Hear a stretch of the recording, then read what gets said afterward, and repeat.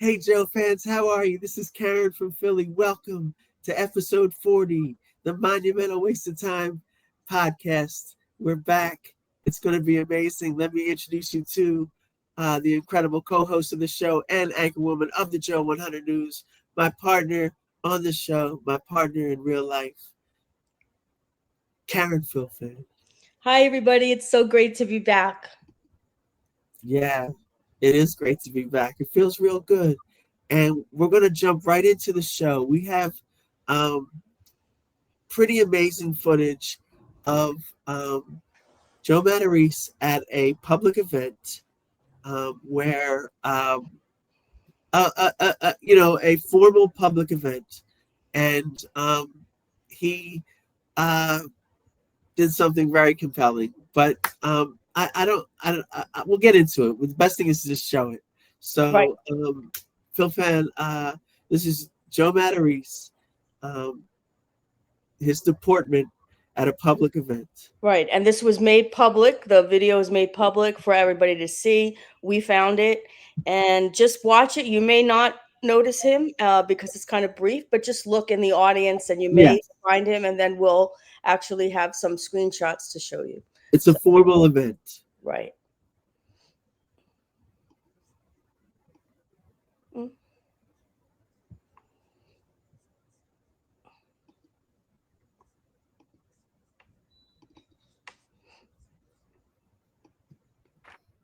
Please rise for the Pledge of Allegiance.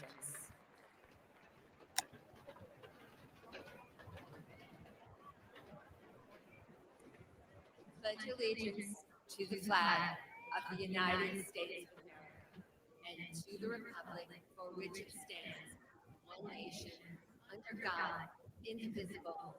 Can you make that louder? For all. Yeah. Please remain standing. It's the loudest it can go.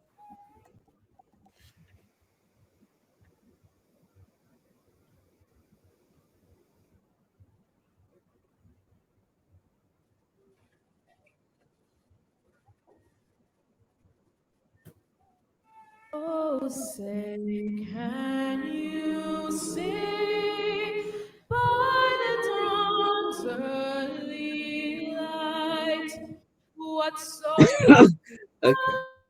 we held at the twilight's last gleaming, whose broad stripes and bright stars through the Pay attention to the audience once it switches over.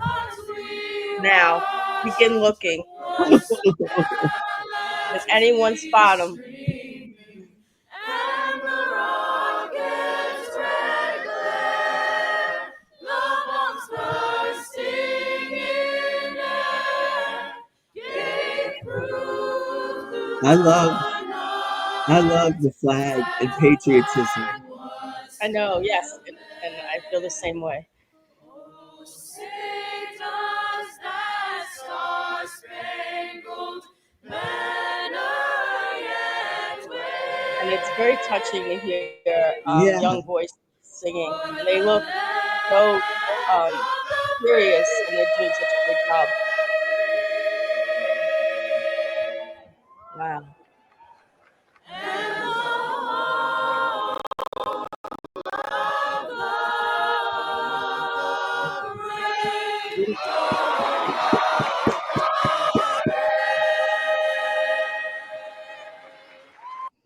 That's so great.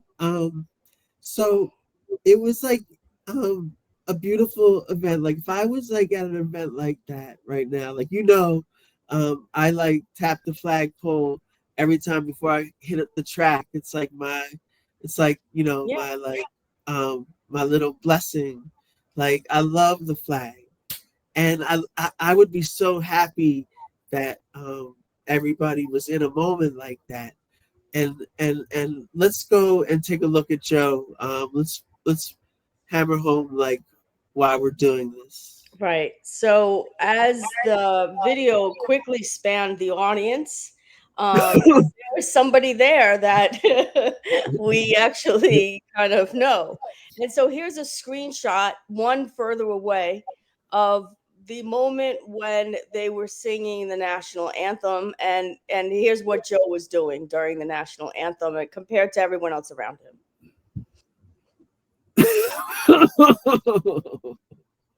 So hopefully people can see Joe. Here is Joe, and he is apparently on his phone, and he's gotten a lot of flack for that. I know his family members over the years have given him a lot of flack for being too connected to his phone and not connected to people around him. And so here he is on his phone, but everyone else around him appears to be really at attention, all in the same, standing in exactly the same way. I guess instead of putting their hands over their breasts, they're kind of like just all in the same way, hands together. And it's almost like I that. know. Well, it looks like everyone's part of a cult, but that's right. Yeah, it's like, and everybody is standing in the same exact way. People behind him, next to him, in front of him, and Joe's the only one on the phone. But so maybe he's Googling what song was playing. Yeah, that's possible. He could be Googling what song is playing. I don't know. Maybe he got an important text message, about some show that he had to cover immediately after this event, and he had to answer it right away. Maybe, there's, maybe one of the things that you said to me was maybe there was a doctor contacting them, or a vet, or a family member. You never know. So Joe, we're not, I know it seems like we're picking on you, but we're just trying to demonstrate kind of what Joe typically does, and how he's so different from everyone else. And that sometimes makes a great comedian, someone who stands out and who's so different from the rest of the public. And I think if Joe just went with that and kind of like hit himself in the head and said, look at myself here. Oh my God, I can't believe I did that. But, we have a close-up also, so I'm just gonna replace that. Well, also, you got to give a lot of credit to my work with the drone camera. You know what I mean? Like, no, let's not confuse people. This was not done by us at all. This is a public video.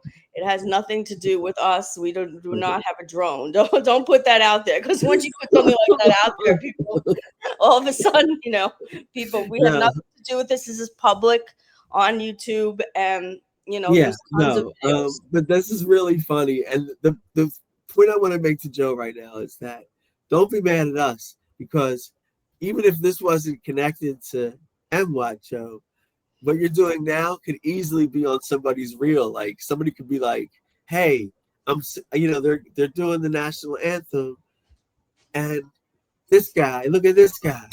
You know what I mean? Look at this yuppie or whatever. You know what I mean? So it's like, it could have been on a reel anyway. So now we have some videos that Joe has shared on Instagram for everyone, because he took an exciting trip to Italy. So we are going to share those Instagram posts.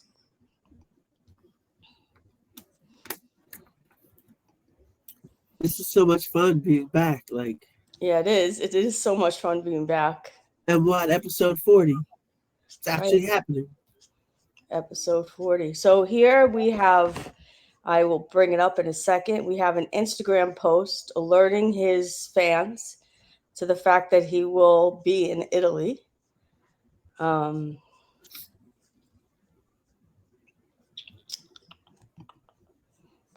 great. Well, that's great. You know what I mean? Like, maybe he's in the latter part of his life.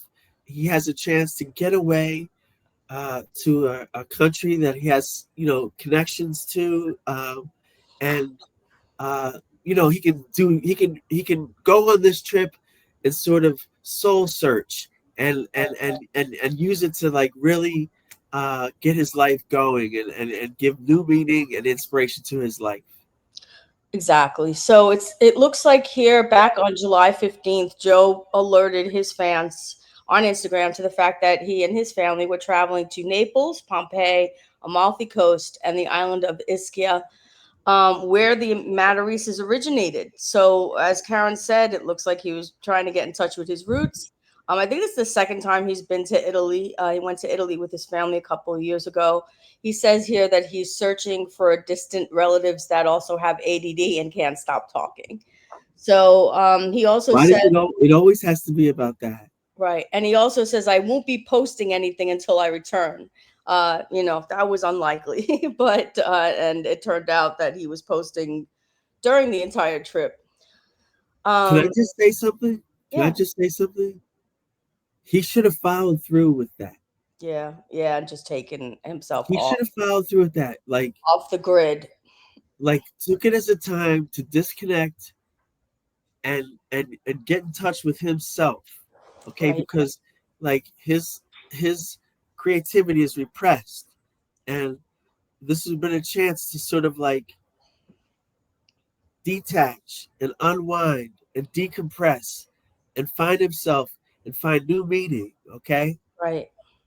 I'm serious. So he could his inclination was there. He was like, I'm gonna go radio silent. Right. And instead he didn't, because I think, Joe really feels like he always has to promote. It's very important to promote because he has to sell tickets. He has to make sure that he gets invited to other future, events and shows. Especially when you're older, you're less likely to get invited, and so there are less opportunities. So he has a lot of pressure, and it's difficult to be in the creative field. Well, no, it's not. And if here, it's not actually difficult to be in the creative field. What you have to do, what he has to do, is have some sponsored spots for that in people's feeds. Like Right. he could have detached here. Like he shouldn't go to like he shouldn't try to connect like his like creative stuff always with a plug. Okay, like it's not always about that. Like so like he could have shut down there, but he didn't, and there's antics, I guess, but he should have followed through with because he really needs it. He really needs it. This isn't like a gig. This isn't like a next stop on the Matter East tour. This trip could have been really significant for him. I really believe that. Right. So he was all gun ho about the trip, and he said he was going to go off the grid. And so how did that go? How did the flight go? Well, unfortunately, he tried to get out of New York, and his flight was delayed, and canceled. And we'll have Joe tell you in his own words here exactly what happened. He posted this 2 days after the original post about saying that he's going to depart for Italy. So this is from July 17th of this summer.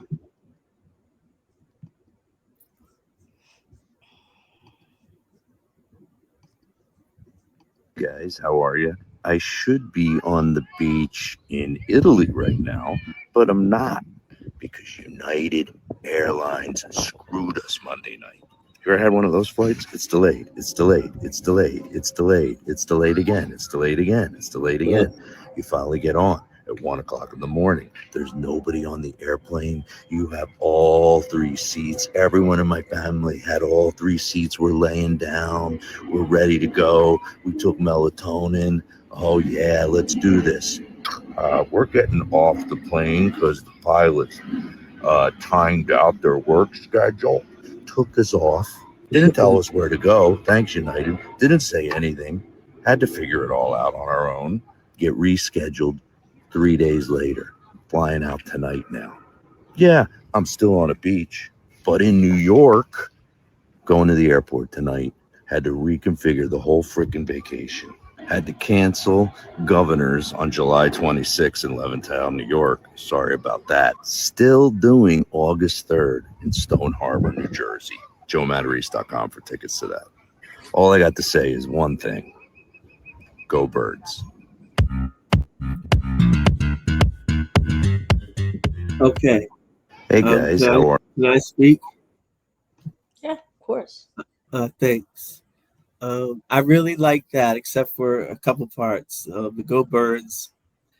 You know, I don't want to go too into it this episode, but it's too much sports, Joe. You're focused too much on sports. It's a fool's pursuit. You know what I mean? Like it's not. It goes nowhere, and it has no real value. Sorry, but Yeah, he's also wearing I think a sports cap, but I can't. well, yeah, everything is everything is this team, that team. I want him to like have a cleanse his soul in Italy and dress well and be like hip and sophisticated. Okay, and and but I liked that bit, and because everybody can relate to like a bad travel experience, Of and they're course. usually boring, but I thought it was interesting the way he did it, showing the board with all the cancels. That was smart. There was a lot there that I liked. He took Okay. an ugly incident, an ugly incident at the airport, and put it in a interesting way. I didn't like the end. Everything was cool, and I was about ready to be totally praising it, but he ended with "Go Birds," which he should lose, and he should lose using the Seinfeld theme. Right. Come up with your own. You know what I mean? You have a lot of contacts. Come up with your own. When Fixing Joe used to have like incredible music, Joe, you're that's like using AI or something like very not creative. You know what I mean? You want to create on your own. You don't want, as a writer, I'm vehemently against AI. Joe's also showing several. He's added several different people here, and we'll get into that during the Joe 100 news. But I just want people to notice. He's adding a number of different names here, and Like probably who? most of you don't know. Like Uh, who? Johnny Flea, Gene Esposito. It's like he added somebody here. This person wasn't on the trip with And him. good for Joe. Good for Joe that he had it's a shame it had to get canceled. Good for Joe that he had a show at Governors. Like that's great that he's out there still Right. entertaining people. Like I definitely want to give him props for that. Like that's like he's living his art. Like and he should be more like feeling good about comedy and his place in it. That's what I really believe. Mm-hmm. All right, what do you got? Okay, so now we want to find out, after all the cancellations and delays, did Joe finally get to Italy?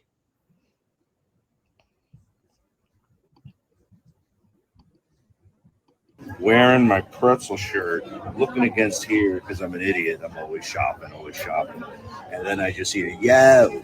If you're from Philly or South Jersey, you just hear yo. You need to turn around no matter what country you're in. I hear yo, Philly Pretzel. This freaking guy pops up. Williamstown, New Jersey, and Amalfi. Look at this guy. Now he's going to act quiet. He's all embarrassed. He was total Philly, total South Jersey. What did you say to me? I said, hey, Yo, Philly Pretzel. yo, Philly Pretzel. Yeah. And he turned around. And what high school did you say you went to? St. Joe's in Hamilton. St. Joe's in Hamilton. Yo, what do you think? I thought you were a second from saying Go Birds. I was. You were, right? Go Birds. He's all shy now. All right. I'd like to say a couple things first. The way that Joe and that guy are dressed is very unsophisticated for being in Italy. That's the first thing. But I understand it. It's probably hot out, and we'll get back to that in a second. Also, I don't like Joe using the Seinfeld theme. Like, do your own music, bro. Like, somehow, like, get it, pick some good music like you used to do on Fixing Joe. Um, so that's really what my takeaways from there. They're dressed terribly. I understand if it's hot out, um, I get it, but eventually you want to look mature. And also, like I said, Joe was supposed to like go here to do like soul searching, and he's like wearing a very provincial shirt, and like he's like tying himself to, he's tethered to his closed feelings and the toxins and everything. He's tethered to that when he should be like embracing where he is. That's my real belief. Yeah, it's obvious that Joe is a tourist. He looks like he definitely is from the U.S. More so New York, probably. And when you travel, it's respectful to actually try to fit in a little bit. And people try to, I guess, to buy clothes maybe, or they see other people wearing. And that doesn't mean you have to spend tons of money, but you try to like fit in just a little bit. And even in terms of trying to speak the language, eating some of the food, and just being happy to share the culture with them, even if you're not even, and he's Italian, so he should really be wanting to do that. But instead, he just looks, he looks clearly stands out. Well, Tourist, here's what he should be doing.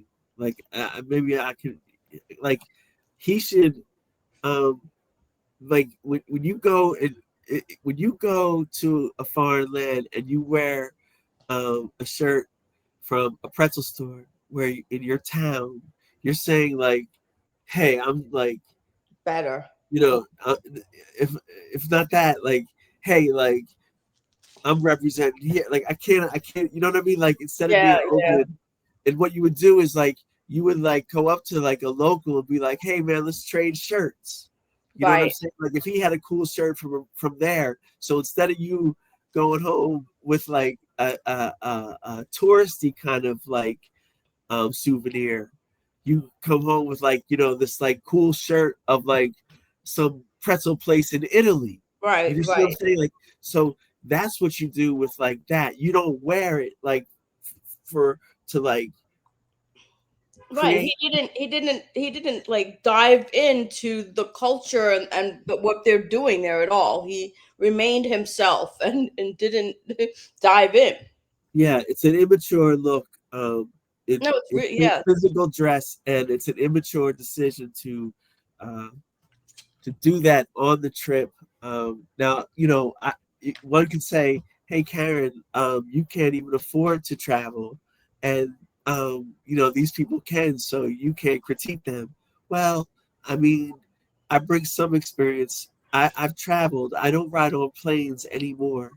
I'm not into it, so I've just stopped. And but I admire these folks for traveling and being wealthy enough and comfortable enough in their lives to travel. I think the guy, I think the other guy, who looks incredibly nice. I mean, I would love to have a beer with him. Yeah, he seems like a really nice guy, right?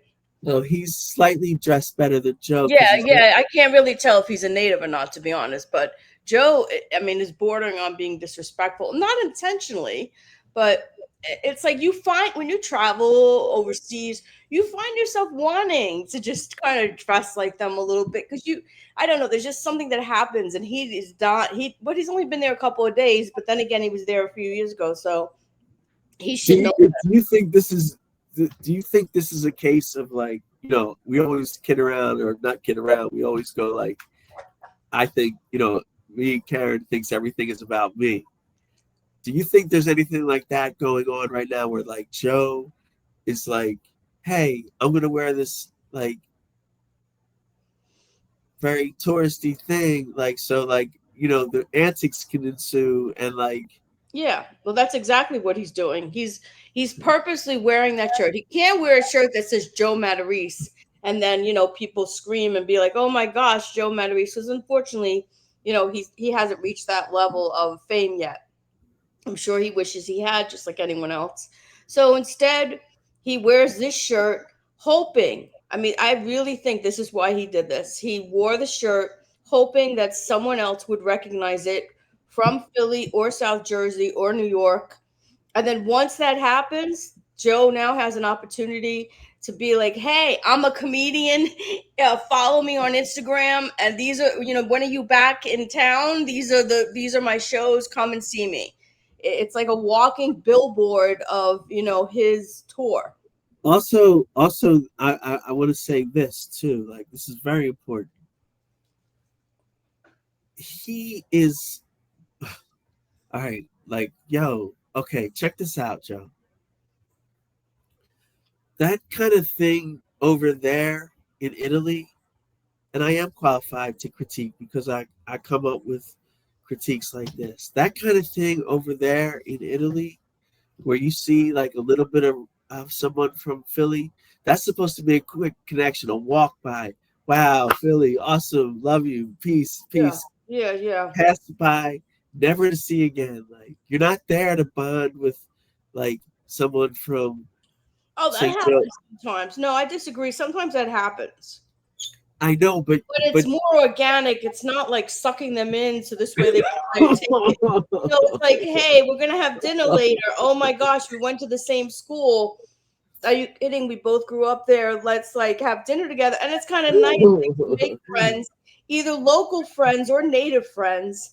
Local friends meaning from home or native friends. But this guy, like Joe practically like probably hooked them in here with the hanger around his neck, to do this video. I thought I had a good point. You just shot it down. I'm sorry. All right, cool. Everything. And I doubt that this man met him afterwards for dinner, though. I'm very doubtful. I think he probably ran away from him. Otherwise, there would have been another video. Yeah, but so what I wanted to say is, so not only the thing that I said that got shot down, but you wouldn't want to like take up this guy's time for like this. I know, right? Like, he wants to like have a soul searching trip, right? And I mean, you could tell that Joe's picking up on the guy's resistance, and I can't really see how resistant the guy is. I mean, maybe he's a little quiet, but Joe's like, oh, he's being shy now, because I think Joe realizes the guy's kind of, and I think he realizes the guy's kind of like, oh God, like, can I just keep going on and enjoy my trip? Like, why are you doing this to me? So that's why Joe says that, I think. And, for somebody in Italy, if you look at his hashtags, it's Amalfi, Italy, and then Pretzel shirt, Philly, South Jersey, Williamstown, New Jersey, St. John's, Hamilton. Wait. Where's his focus? His focus is not on Italy. You know who loves the hashtags? Former co-host Steve Miller would love that hashtag if it actually says pretzel shirt, because isn't the goal of a hashtag to connect with other people who have also used that? Yeah, of course. So people can go and and so that's what Joe's trying to do here. He's trying to capture people in Italy and Amalfi, but really, actually, more so, he's trying to capture people who are local, even though he's standing in Italy. Local as in Philly, South Jersey, because he wants to sell tickets for his tour. That's exactly what he's doing here, and it's all about his tour. And as you said before, he's not really immersing himself into the culture at all. He's not enjoying it. He's thinking about selling his tickets. It's a lot of pressure to sell tickets. No, detach. His original inclination was to, okay, I got to use my voice too. This is big time. So I got to use my voice. Don't you agree? I agree, but you are using your voice. Okay. So no, I'm not. Like, this is actually my voice in a way. So you feel that okay, go ahead. I don't want to interrupt, but I have to use my voice. Okay, that's all. That's all I have to say about this. I think people should think about, their take on it.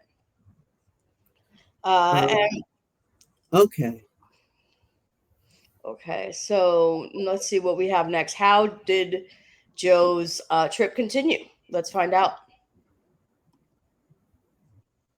So, how did Joe's Italy trip continue after meeting somebody that came from his hometown? Here is, we're not going to play this video because, you know, it's like beating a dead horse, but here he is on an Italy boat trip. Does it get any better than this? And he's in Ischia, which I think he had said his family's originated from this county or town. And you can see once again he's using the hashtags of Cherry Hill, Philly, Philadelphia, and that's all that's on his mind. Once again, he has a different Philly shirt on, and he would be wearing a cap too, but he's he's on a boat. I have to say something too here. Yeah, go ahead. I don't mean to criticize. I'm just pointing it out. Okay, like, listen. Listen. That's the worst I've ever seen his hairline. I'm sorry. Hello? Yeah, I hear you. That's the worst I've ever seen his hairline. That's significant. That's almost in territory of, shaving it off, which is a big commitment. Which is a big commitment in a man has to make that determination on their own. I never did that. I went with close cut. Close cut, but I've seen a lot of men completely shave it off because they really hate looking like that. He's lasted for many years. Like, it's surprising that he had as much hair as he does at the age of 58. Maybe it's blowing back out of the ocean. No, he's losing more and more. I mean, that's the reality of it. He still has more hair than most men at that age. Maybe it's time for him to cut it real short. Joe, or Joe, let me tell you that's something. the least of his problems, Karen. But no, let me tell you something. No, this is significant because there's always a moment when, like, so we're probably confirming for him this, heartbreaking news about the hairline. I had a moment like this too, where I was very concerned about wearing wigs, and I wanted to get a really high-end hair transplant. Okay, and I went to the place, didn't go to the place. I talked to the place, told him my story. It was the best doctor in town. And they were like, okay, you have to take like 6 or 8 photos of your hair, top of your head, all around, okay? Mm-hmm. And what happened was I sent them the pictures. A coworker took all the pictures, and they were like, you're too bald. You don't have enough hair to work with to do what you want. And first off, I thought that was really classy of them to, like, not just hustle me in for money. Right. But it was a hard moment to hear and see. When I saw the pictures, I was like, oh my God, because you never see from the top of it. Right. And it was a big deal. So I don't say this lightly. I'm just saying that's the... Maybe he's realizing it, and that's why he wears, like, a cap all the time.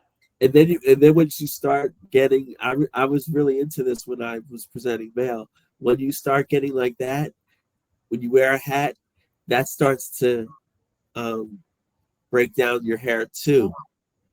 Right. It's constantly taking that on and off with that synthetic thing. Like, it's like you start to lose hair to it, and your hair starts to conform to that hat, like the back part of the hat. I've heard that, yes. So I went through it. But I used to I mean, there's video of me doing stand up, but I don't think that applies here now. But I used to wear, I think they call it close. Mm-hmm. I didn't shave my head. I wore like a close shave. And maybe we can play the video of you later, at the end, toward the end. Oh, it's the out cue. Yeah. That could be cool. Yeah, that could be real cool. I think these are all good points here. I see the difference in Joe's hair. I don't know if it's that it's longer here or the wind is blowing, or maybe it is just the reality. He's lost more hair. And so, maybe he wants to consider getting a close cut. I just so focused on the fact that once again he's wearing the Phillies T-shirt and he's not really, really And diving what about this? What culture. about this video? Does he have anything interesting to say, or does it go on? No, he's just on a boat and it's a beautiful boat tour and he's with his family and they're serving wonderful food here and he's, the guy with the Phillies shirt again. It's like he's purposely doing this because he wants, he's purposely, how many times you're going to wear a Phillies shirt on a trip? It's just it becomes rude. Maybe I could see once, but when Well, you play it a little. No, well, play it a little bit so they could see, because it's kind of like he kind of is like when he was like, "You wish you had a rich wife." So this could be like an update on that. Like, okay, check but they're this. playing music in the background, so I'm afraid we're Oh gonna get no, yeah, no, the music in the background right. is copyrighted. So good call not to play that. Thank you. Yeah. Yep. So that's another reason why we're not playing it. Very But cool. so that's what we're thinking here. Joe, dive in and stop being so. It's almost bordering on narcissistic, and you're desperately wanting people to come up to you and say Phillies, and you're like a billboard again. I don't know. It just is upsetting.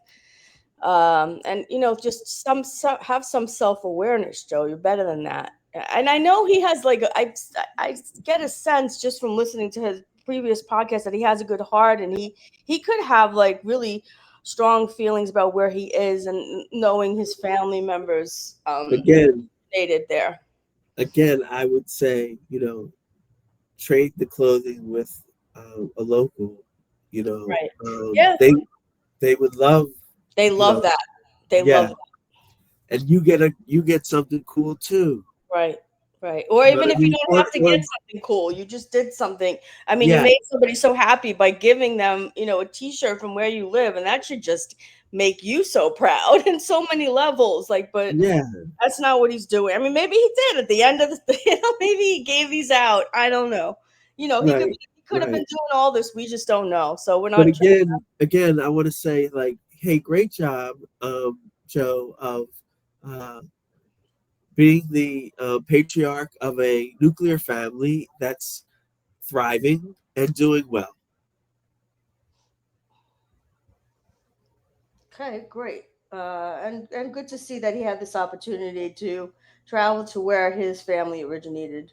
I just wish he, got more into it. All right, so I'll stop sharing this and let's see what we have next. Next, I do believe that we will be watching something together. Karen has not seen this video, but I have seen it in its entirety, so it'll be new for Karen. So let me just introduce this. Well, Karen, no, I've seen some of it. oh, you've seen some of it. Okay, What are we talking about? Dina? Dina, Dina, Okay, great. yeah. Um, So let me just. does my body feel dark? I could put on some light. I can't look at you right now. I have to cue this up. Okay, let me see what I got here. Hold on, let me try something.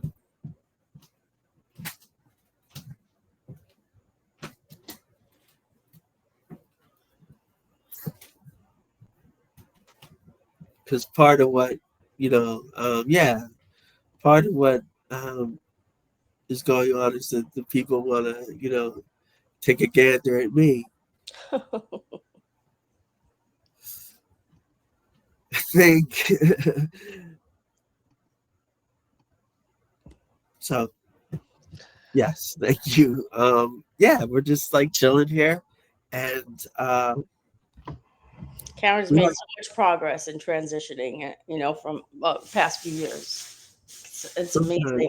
Other times my confidence is not great, but it's gotten better. There's like cool pics of me on stuff like Insta.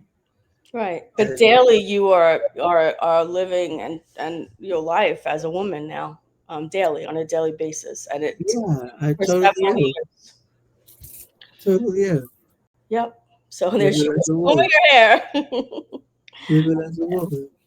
Yep. Like so much. Amazing transformation. So next we will cover someone also very beautiful, and it's Dina Blizzard, who I think is a local comedian that has interviewed Joe in the No, past. Karen, you can go ahead and expand. yeah. She's has most of her success that I know of regionally in the Philly, South Jersey area, but travels nationally and has national TV credits. Dina Blizzard.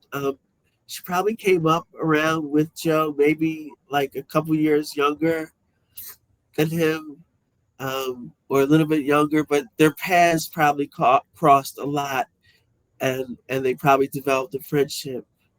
Um, Over time, decades of doing comedy, coming up in the same era. So now Dina has a podcast, and she's invited Joe on. This is possibly his second time on this Right, particular show. right. Yeah, she had him on once before, and it was back in January. But I'm really looking forward to the parts that I've seen have been great. So let's hook it up. Sure. Okay. So here is Dina Blizzard, as Karen has introduced. Beautiful woman, very poised, has had Joe on before. Let's listen to this interview and talk about it.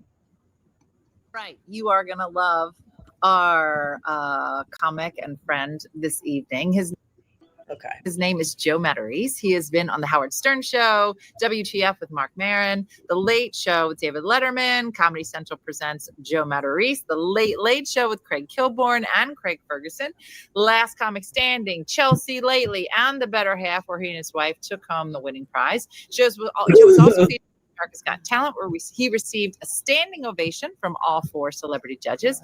He has 3 comedy specials: Medicated, The Poster's Wrong, and Mullets and Mixtapes, which is what I love. And they are now all available to watch for free on Joe's YouTube channel. If you are in the Philadelphia area, Joe's current tour is called It's in the Water. Spelled WOODER, obviously. And it's Swinging Through the Punchline Comedy Club this Saturday and Sunday. So you can check them out if you are local to the Philadelphia area. So please help me welcome to the show, Joe Matarese. There he is. All right. Joe, how are you? I'm wearing a new outfit for you on today's podcast. It just came in the mail. I love that you said outfit. My boyfriend. Oh, wow. He looked, I'm wearing a new outfit for you, and he like patted on his heart when he first appeared. Very interesting. She's very pretty, so I don't, he's flirting a little bit with her. Well, I wish you to rewind it a little bit, because when the camera cuts to him, he looks like, and don't ask how I know this, but he looks like there used to be a magazine called Playgirl. Okay, there was Playboy that had, that we all looked at to see the nude women when we were younger. Like, that was, how, like, I guess other guys were like, oh, I gotta see her nude, and I would be like, oh, I want to be her. You know what I mean? But like, so that was great for me. But anyway, that was called Playboy, and everybody knew about it. But there was also a lesser known magazine called Playgirl, and the men would pose in like non-suggestive ways, but sort of like weird ways. Howard Stern. And the way that when she cuts to Joe, like one of the poses they would hit is what he's hitting here. I can't explain it. So Yeah. I'm gonna get to the pose so everyone can see it.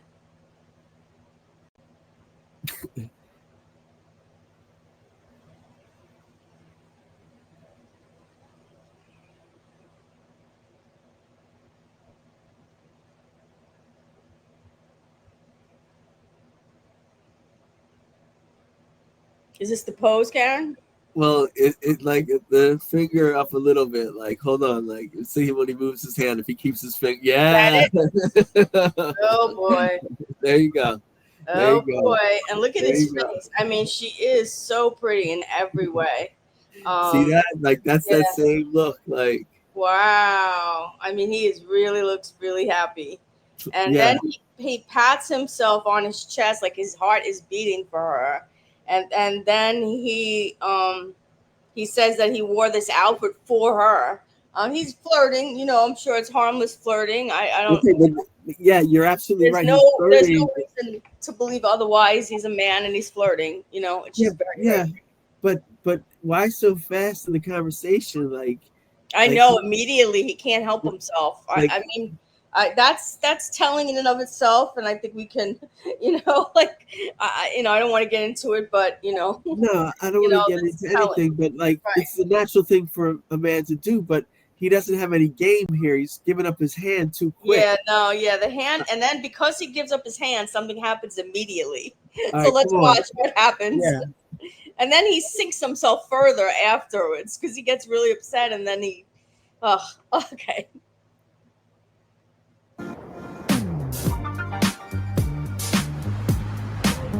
That's really ironic. That Joe, how are you? I'm wearing a new outfit for you on today's podcast. It just came in the mail. I love that you said outfit. My boyfriend the other day said, I don't know if these shoes go with my outfit. And I just giggled. My boyfriend. Okay. My boyfriend immediately, and look at his face. He is just trying so hard. Okay, there's a couple funny things. Did everybody see that commercial? Oh, I don't. I skipped at the beginning of the video. It's really ironic that it was for a cruise company. That's funny. Because these are two people that probably have performed on cruises a lot. So that was like really funny to me.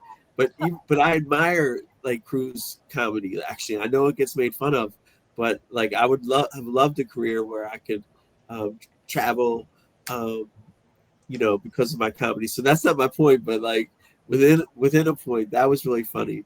But that was the earliest. Joe's game is so off that was the earliest mention of a boyfriend that any toast has ever that I've ever heard in any conversation on TV like this or off TV. Like, and look at her face. She's like, I have a boyfriend here. Like, look at her face. Like, I just want you to know. Like, look, I don't know. The facial expression is something else. like run that whole thing back. Run the whole thing back. So, okay, and look at his face. He's so pained, or he's trying to hide it. Like in poker, if the river card comes, well, this is an outfit. Hold on. In poker, like when the river comes, the fifth card, and it's not the one you wanted. Yeah. Or you feel your opponent just got a good card. Yeah. You sort of like wince real quick, or like it's a quick jolt.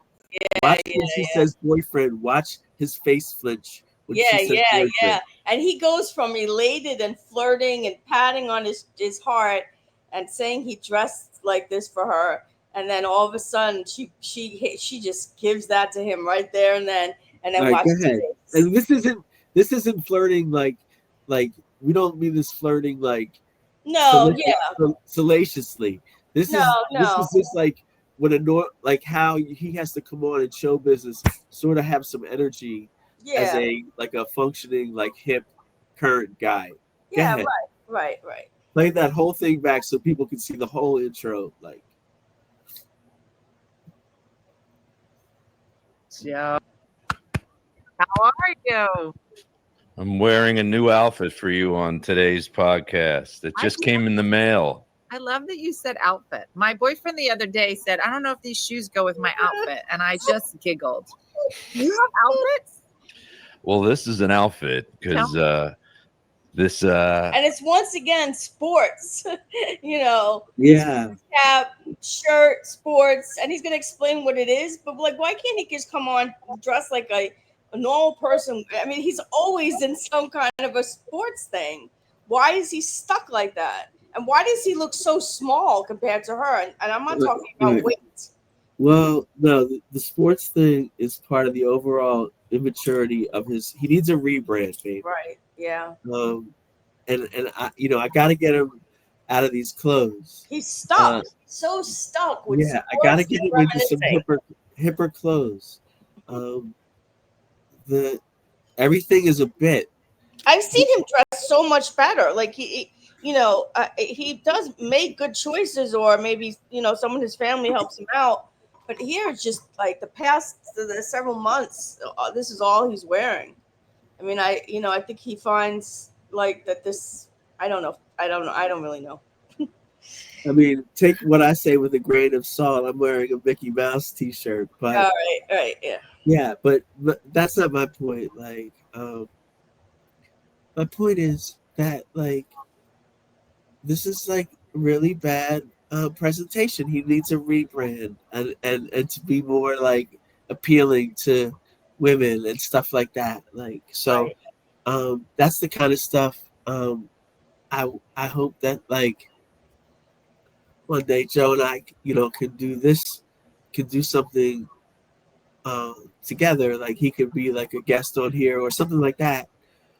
And just like we could work with him. Like, Oh yeah, and ask him like exactly why, because it's sometimes helpful to find out like why are you doing this? What do you think? How does this benefit you? Or, what do you feel limited in some way? Why can't you make other choices? Like really, like hear him out. He may have good reasons why he's doing this. I mean, he said that he just got this in the mail from someone at his college. yeah, no, that's cool. So That's this cool. is a current thing. This is a current thing that he just acquired. So why is he buying new sportswear? Like, No, um, it's late. Like no, it's real cool. Like that somebody would send him the Camden County thing, right. and maybe it would be good for like a quick Insta video of him like going in and out of Starbucks or something like that. Yeah. Okay, but these are media appearances that set your presentation. Mm-hmm. Okay, and your brand. Okay, Right. and like this isn't working. This isn't working. Right. This isn't working. Like,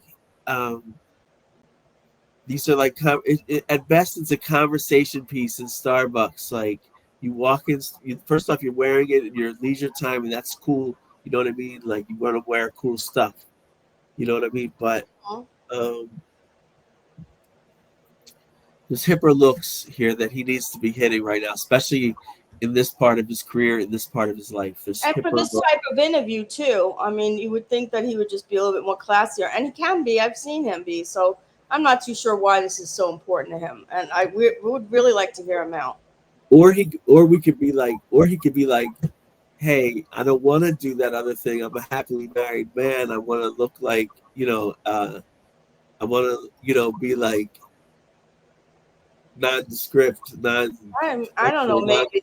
You know what I mean? Maybe he's doing that and we don't know. Why did he flirt so much at the beginning and then look so devastated when she, I don't know, whatever. Well, it's the normal dance of the man and the woman. It's a normal dance. That's true. And may have not really been aware of what he was doing. So we're probably only like 15 seconds into this. I would play it all the way back to the first thing so people can see that again. But just don't stop it again unless you have like the greatest thought. Yeah. Okay. You want it from the very first. Yeah, that's cool. Tipsy Tuesday and how he's sitting. But a little bit back to that when you. Yeah. They're probably gonna play the commercial again. There's nothing I can do. So, all right, here we go. For introduction. Oh, this is not what I want. Okay, hold on. All right, here we go. All right, you are gonna love our comic and friend this evening. His name is Joe Matarese. He has been on the Howard Stern Show, WTF with Mark Maron, The Late Show with David Letterman, Comedy Central presents Joe Matarese, The Late Late Show with Craig Kilborn and Craig Ferguson, Last Comic Standing, Chelsea Lately, and The Better Half, where he and his wife took home the winning prize. Joe was also featured on America's Got Talent, where he received a standing ovation from all 4 celebrity judges. He has 3 comedy specials: Medicated, The posters wrong, and mullets and mixtapes, which is what I love. And they are now all available to watch for free on Joe's YouTube channel. If you are in the Philadelphia area, Joe's current tour is called It's in the Water. Spelled WOODER, obviously. And it's Swinging Through the Punchline Comedy Club this Saturday and Sunday. So you can check them out if you are local to the Philadelphia area. So please help me welcome to the show, Joe Matarese. There he is. Joe, how are you? I'm wearing a new outfit for you on today's podcast. It just came in the mail. I love that you said outfit. My boyfriend the other day said, I don't know if these shoes go with my outfit. And I just giggled. You have outfits? Well, this is an outfit because this shout out to this fan of mine who is the baseball coach at Camden County Community College, where I dropped out of when I was 19. And he sent me all this baseball swag, and I said to my wife, "I go, I'm going to go wear it. I'm wearing it on this podcast." So this is the team hat. Oh, the hat! And this is the shirt. This is like a warm up jersey right here. Wow! Did it come with pants like the shiny? Oh, that's amazing. That I'm sorry, Joe. You are well. It's good that you. Okay, let me try to phrase this right. One thing, like a woman will put her man in non-threatening clothes so that they don't appear like as a sexual being, okay? Yeah. So he on his own decided to look like that. It sounds like that, yeah. And he told her, and she was probably like, okay, great. You know what I mean? Because she's not going to go like, no, wear that really cool shirt that you wore the night that we, you know what I'm saying? Whatever. Yeah, but this clothing could be very sexy for some women, I think, maybe, you know? It might. Sexy to me. He looks incredible to me, but that's not, I didn't know that's what we were talking about. Like I you know, he's a functioning man. You know, he's great. That's not my point. But I'm just saying, like, there's a lot at play here. The subtleties of this outfit, and he just alluded to, he discussed it with her, more so sounding like he was like, "This is what I'm gonna wear." Yeah, he chose this to wear on her podcast. The whole what I need her to do, if I could, is be like, "No, Joe. Like, wear something like a little bit more hipper, like, you know what I mean? Like, this is big, man. It's like Dina's show, like, you know, just show the people, you know, what you are, like that, you know, what you can be, like, you know what I mean?" Mm-hmm, right. That's all I'm saying. It's not a criticism, other than I wish Joe had a different rebrand. That's it.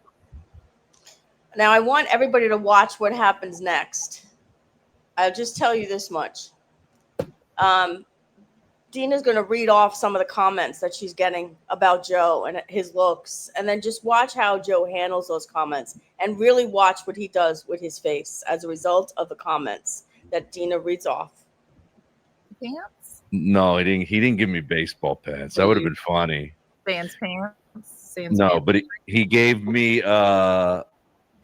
like this pullover jacket. Those are actually really expensive. You ever see baseball players? They wear these they're short sleeve jackets. Yeah. Okay, here's what's in the comments so far. What a deep, sexy voice. Yep, And I have the deep voice. Love his jawline. I don't know if you get that a lot. No. Oh man, right out the bat. The jawline. Oh. It's hard because I'm out of sync with myself, so I got to stop looking at myself. Oh yeah, don't. Am I in sync to you? Yeah, you look fine. Karen, you want to say anything about that? I don't know if you caught it. You know, I don't think he was being vulgar. I think he was being. No, I don't think he was being vulgar. He was just being himself. He was being comedic, not vulgar.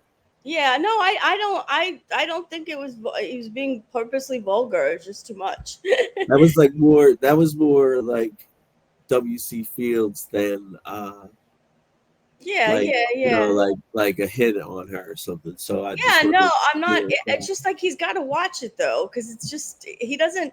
I'm not saying at all that he was intentionally being vulgar, and that's the point here. Is that that's why I even bother to like talk about him, because I don't think his intentions sometimes are what, and so he has to realize the way he acts, it's giving off some vibes that he may not want.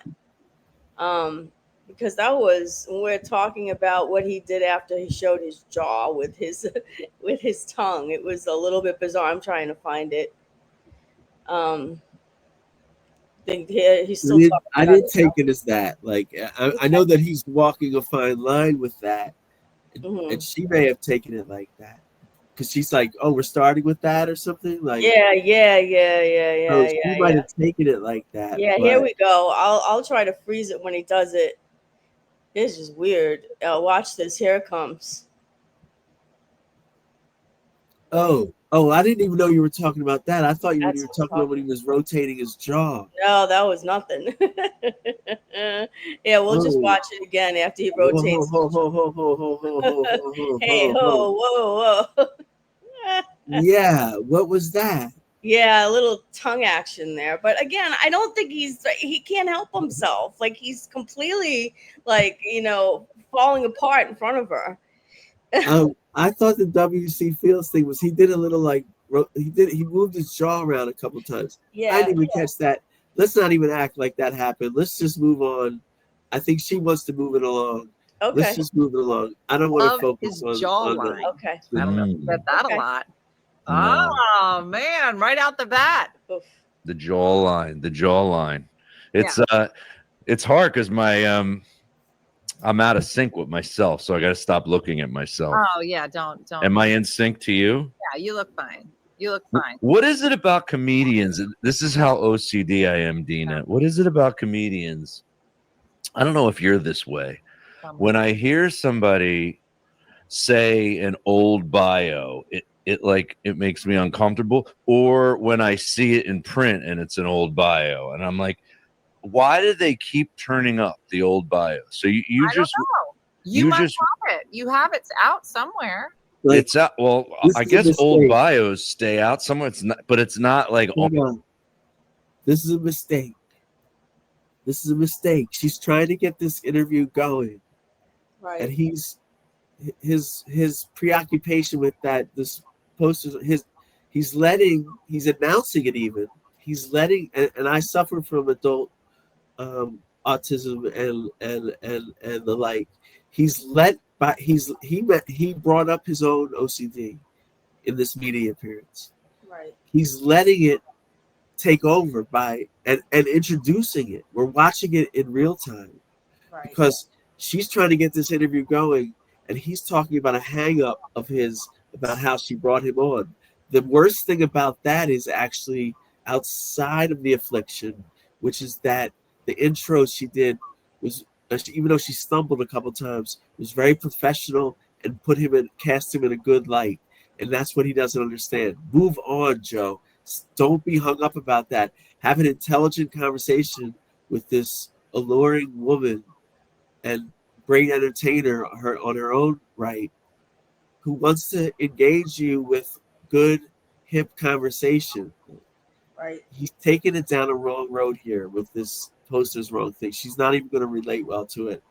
Go ahead. on my website or anything. I'm curious. It's just funny. No. Well, you know what's funny?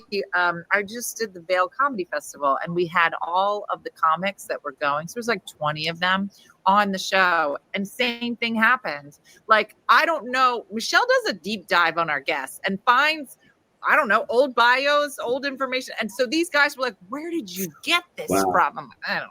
I was like, "It's somewhere. Hey. It's out there. You got to find it." But yeah. Well, how about Michelle? Huh? She did a deep dive on Joe Matarese. Yeah. I wonder how deep of a dive. I Like, mean, people don't dive as much as deeply as we have over the past. No, I think there's like some, like Joe does all this stuff, and there's like some unwritten rule, like you know, you don't talk about like, you know, it's all the stuff that happened is on there, but like you just don't bring it up, like Right. Yeah, that's because it goes outside. Like these interviews are like she's not going to go. So what was that thing about with what happened no, with she's Red not. Car? But I don't even think they well, you know, I mean, maybe she did the deep dive or deeper dive than Michelle. I don't know, but you know, she might be in the know. She doesn't look like a stupid woman. I don't know what how deeply the other person dived. This is like an I don't know if interesting. that's like a threat. Is she like trying to shake him up there by saying we did a deep dive? Because then, you know, it's like all that stuff that he doesn't want people to see. Deep dive. Like that is so funny. All right, go ahead. It's a little terrifying. My second comedy special was in reference to that. Them always your old headshot always turning up or your old bio. So my second comedy special was called The Poster's Wrong, which Yeah, what is that? Oh, is and it it's all like the wrong old stuff? it's in well it connects with three different things. It connects with whenever you're working anywhere as a comedian, the old bio's there, it's always a headshot of you before your hair turned gray, you know, whatever it, you know, you're skinnier, you know, sometimes you look worse in the old bios. Like they always say men get more handsome. My jawline's probably better now than when I was 24. Right. Good for you. That's a perk. I see. Now, I don't remember you being silver the last time I saw you, but you probably don't remember me being silver either. So it's been a while. It's whiter now. It keeps Yeah. getting whiter. I like it. Now, did you go through a phase where you did attempt to diet ever? I tried it, I think, but it was a really long time ago. Like when it first, where you could get away with it, probably in my 30s somewhere. I was gonna say, how old were you when it started to go to silver? If you're anywhere here in Pennsylvania, get rid of your ugly window system today and replace it for just $83 a month with a. I'd say in the last 5 years it got to this where it's really white on the sides, Paulie walnuts, and white in the beard. When I was younger, it was just the occasional gray, and I was living. He's gold member, Austin Powers gold member. Like he was like, his OCD came out again. Like, and I have this. I do this also. You're saying something and you're talking about it. You'll verify that I have this, and then you have to like reference a pop culture thing. Yeah, that sort of like acts as like a validation of your point or the topic. Yeah. So he's like, you know, something gray hair, Paulie walnuts. I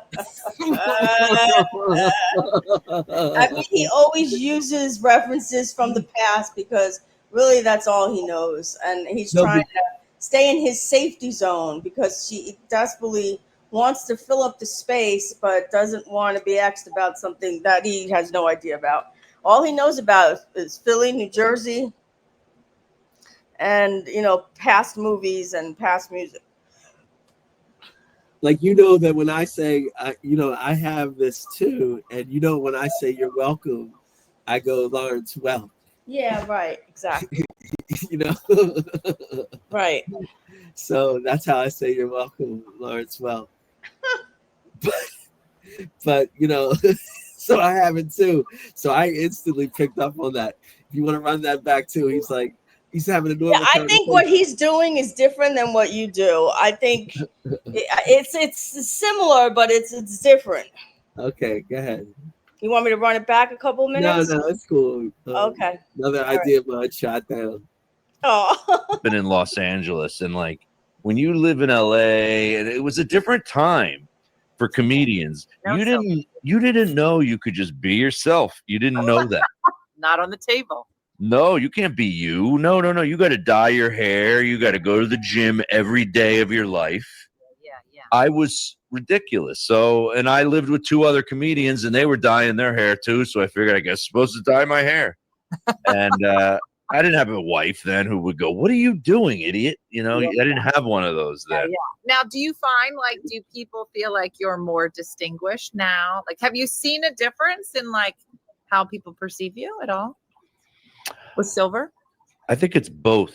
Well, this white hat isn't helping it. Like, probably if I take the hat off, it's still kind of I have a lot. dark in the middle there. It's just kind of They white say here. that when your silver comes in, it comes in at your temples first. Yeah. So that makes sense. It's like you'll get compliments and then you'll get negative stuff at the same exact time. You know, like someone of your age, like, not to say you're old, but women comics that I came up with, they're like, oh, I like this version of you. I love this. Like the older Joe, they like. That's what they tell me, right? But then when it comes to like when my dad, I go visit my parents, my dad's like getting white, very white. I go, why do you got to hurt my feelings? Why do you got to tell me that? Why do you say that? Yeah. Say it. That's My wife doesn't mind it. Does your wife have any silver? She dyes it. I wish she let it go. I tell her all the time because she has your same exact hairstyle, same length. Yeah. But she still dyes it, and I go, women look good with the gray. Well, yours is like it looks like highlights mixed with. Well, it does. It didn't when it started. I mean, there were rough times where like, here down was like, still colors, and then this, and I had to get fake highlights in to kind of blend it. But it took over a year and a half to do it. But same thing, like the guy that I'm dating, Jason, you haven't met him.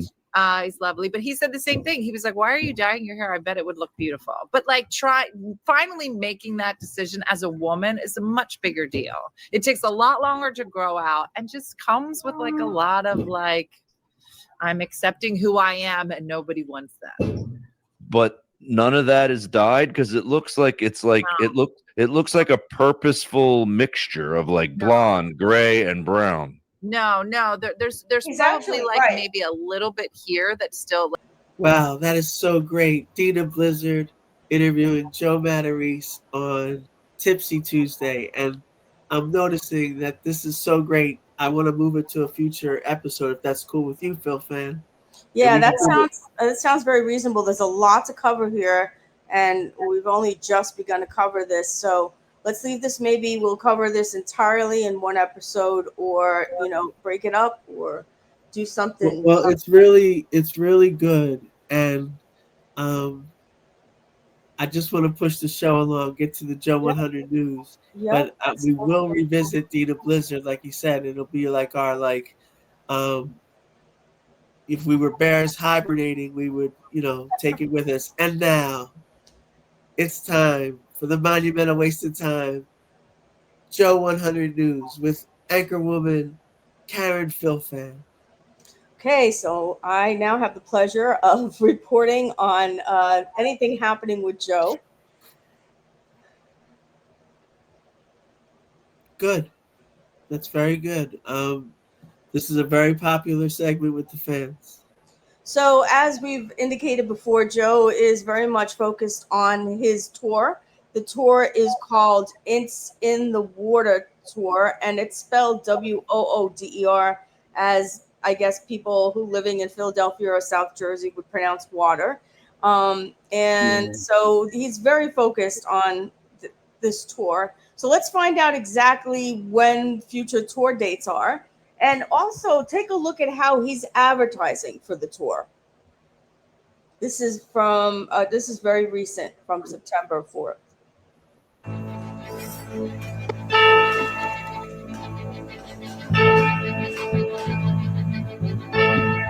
I'm plugging my new tour dates for It's in the Water Tour on the same day that the Eagles are playing the Cowboys. Oh my God, I am pumped. It's already noon. I'm in my Eagles uniform. I'm ready, man. It's in the Water Tour, December 26th, the Vogel Theater in Red Bank, New Jersey. December 27th, the Scottish Rite Auditorium in Collingswood, New Jersey. Then January 12th and 13th, Naples, Florida, at Off the Hook Comedy Club. I'm coming back. Just go to joematarese.com. Okay? Go Birds. So any thoughts about the way he's advertising or the tour itself? Well, I don't like the reliance on sports and the Eagles and Constant. Rocky. Constant. He needs a rebrand, and it's great that he loves that stuff, but it's time for him to distance himself from that with a rebrand. Not that he doesn't like that anymore. No, right. He enjoys it. I think he feels really comfortable with that stuff and doesn't feel comfortable with nearly everything else. So he has to focus on only what he knows just to get by. And I think it helps him. But I have a problem with him. Like, this was the season opener for the Eagles. And so, Yeah. he's able to put in hashtag Eagles. And then when people are searching on Eagles, they stumble across his tour dates, which That's silly. Nobody would be on Instagram going hashtag Eagles anyway. well, you never know. Maybe people who would go to his tour, I mean, like nobody goes to Instagram to like. I know they probably are not using it, but he thinks they are, because otherwise he wouldn't do it with this. So Well, it generated 14 likes, which is somebody was paying attention. No, but it's the problem here is that like.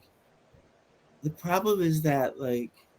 And what is this? Go Birds, and then he wrote yes, and you go too. What does that mean? Go to what is that? I guess no, that's positive. I like that. Like go and then Tino, like I don't know. Okay. No, that's good. That was a positive message. Like, I like that he's interacting with his fans in a positive manner. Like, that's really good. But And what I'm saying here is that I'd like to see him go like Philadelphians pronounce water. Like the promo should be like that. But then he needs like a better joke than a reliance on the Eagles and Rock. Right. Like he needs a joke. He needs a joke there, and it's his job, not my job at this time, to help him in that regard. It's his job, and he's compelling and capable, and he's being lazy. He's being lazy, or it's part of his affliction, maybe. So we want to be sensitive to that. Yeah. That when the chips are down, he relies on his sports and Rocky and hyper focus. You know what? Yes, hyper. You know what? Karen Phil fan. I want to stop. Keep rolling here. That's not my point. I want to stop critiquing Joe for the sports thing, because I think it might be unavoidable. Right. No. I think it's his affliction. Yeah. So I just don't want to ridicule it in any way. Like it's and I'm just now coming to the understanding in a way that this is tough. Like I'm asking for a rebrand, but he always leans on this. Yeah. So it might be a problem that way, and that's sad. Like, so I don't want to. I want to understand it more. Like that's why I want him on the show. I want to understand it more. Like why it's always about sports, and I think that we're getting to it, and we want to be sensitive to why this is happening. Right. Why do you think that his first tour date, according to this post, is not until December 26th? What's your take on that? September. Well, that's not a bad thing. Like he has this tour, and he's got a concept, and he's very good comedian, so he will deliver on. I guess it's more like local colloquialisms or whatever it is. Like I don't know. Like okay, like whatever. So he has this tour, and that's what he's doing. But I feel bad. Like so what was your question again? Like, is it concerning that he doesn't have any other tour dates earlier than December 26th? No, not at all. Not at all. Because that doesn't mean he's not working. The tour dates are associated strictly with the dates he's posting, which I don't even think we've shown yet. The dates Yeah, he's it's part of this. It's here. I don't see it. The dates he's posting being so far out, those are only related to the tour. He's going to have other comedic stand-up opportunities before that, that he wouldn't associate with his tour. Right. So I want to say here, that's true, and that's true. Go ahead. So I want to say here something very important. I'm not here to criticize Joe. Like, I want to understand him like more, and I'm getting there. Like, I'm getting there. Like, because it is unusual that he, because I don't associate him with the Phillies and the Eagles and Camden County College. I associate him as being a cool dude and like someone who is a stand-up comic and should constantly be thinking and full of like fresh ideas and stuff like that. But he keeps going back to this sports and Rocky thing. So I have to look at that in a whole different way now. And that's cool. And Joe, we love you, man. We're gonna figure this out. And I can't look at Eagles or Philly without thinking of Joe immediately and South Jersey. Like, it's immediately like that because it's such a strong. Well, then I'm wrong and he's right because he's associating with these things, as you say. And no, it's because of his emphasis on it. Well, all right, keep going. I think you were also right. I mean, over here it says his first tour date. Well, at least his continuation of this tour is December 26th.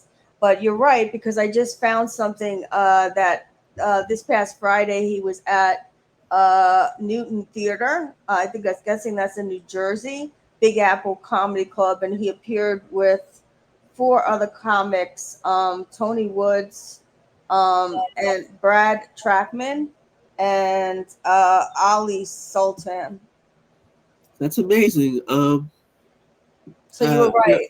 He's I've said before that I took Brad Trackman's comedy class. That's great. And thoroughly enjoyed it. Mm-hmm. And Joe and Brad were friends, and they had a little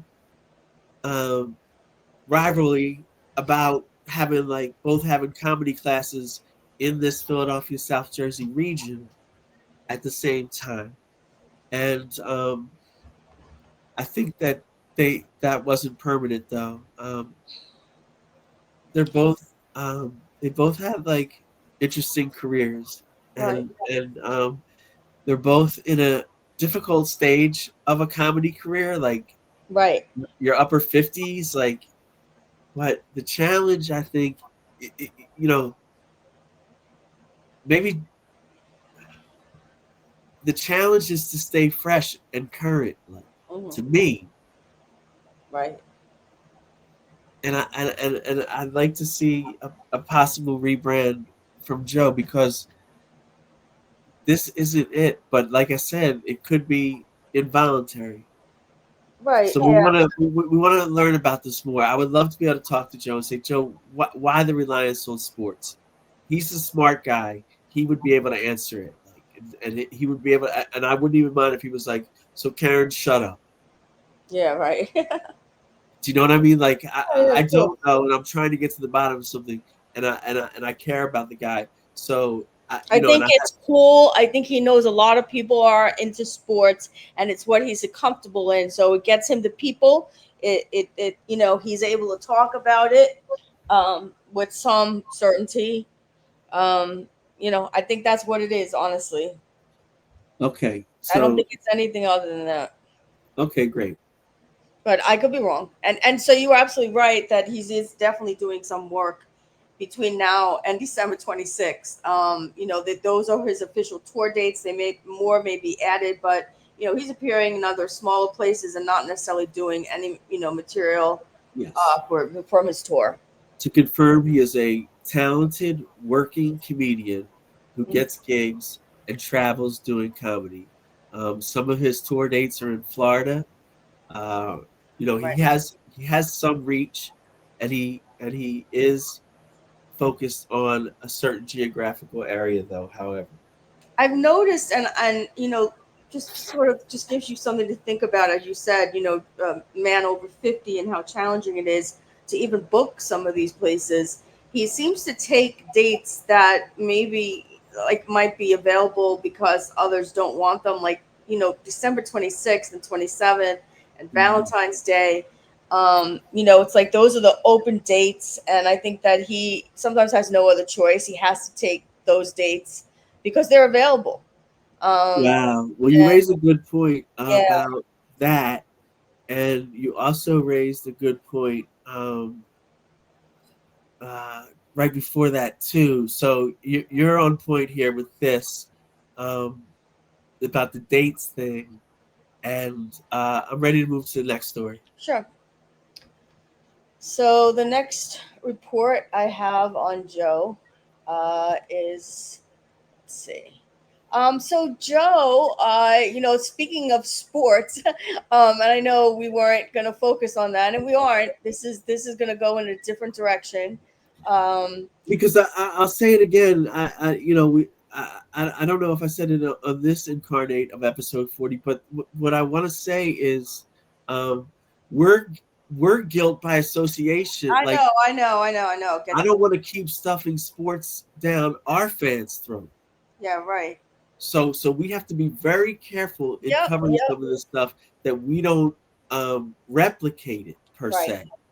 Right. So what? Oh God, I know what this is. Yeah. All right. Yeah, this is definitely. Yeah. So this is a little bit different, but yeah, I mean, you know, he's been focusing on sports and also doing sports and playing in a softball with an older softball team or whatever. Right. This is a real commitment. So and I think he goes hard when he plays. And so here, Joe is getting fluid removed from his knee from a condition called bursitis.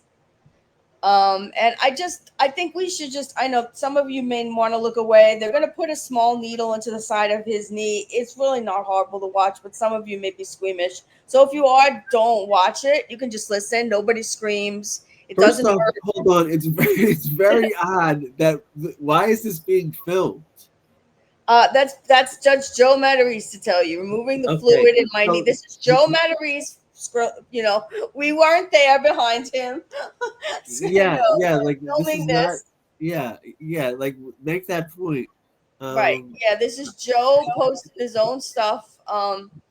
And he's telling. Yep. Go ahead. But I would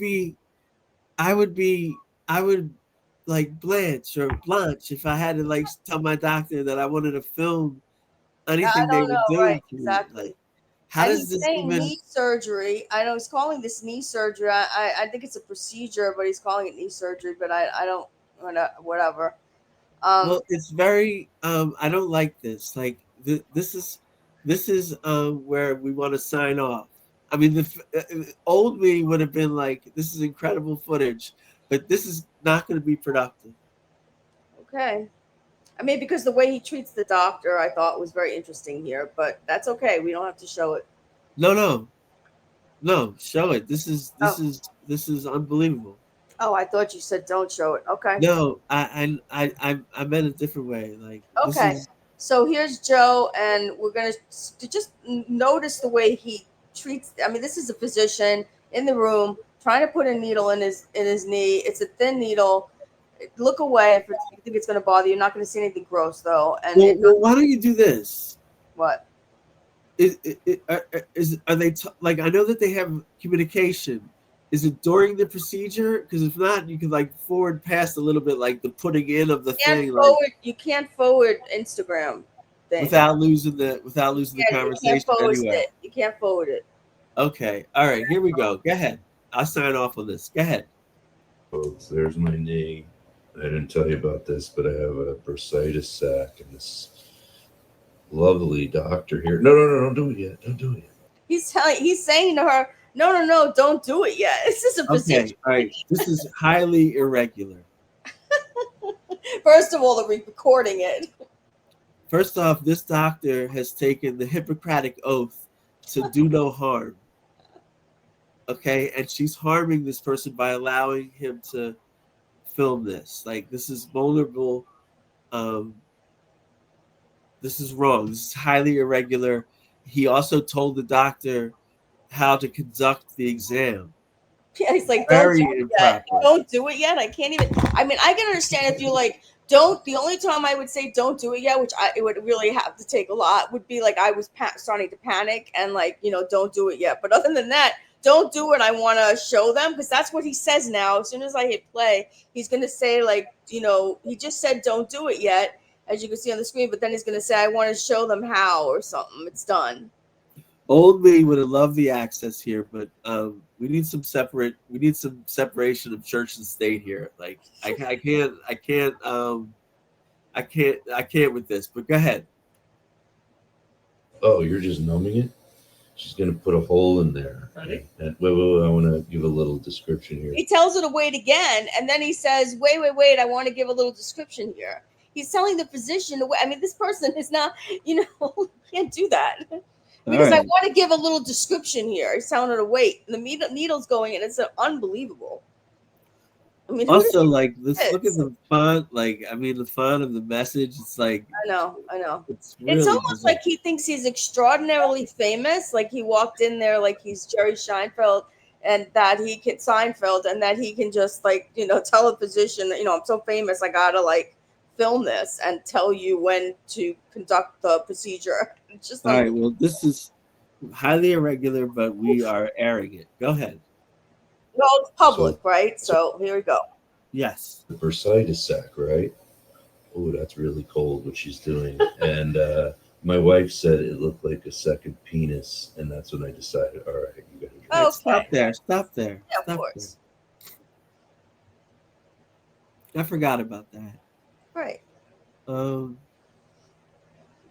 Very juvenile comment. Like, I'm surprised that she made it, but actually, like, the very juvenile of him to repeat that to his doctor.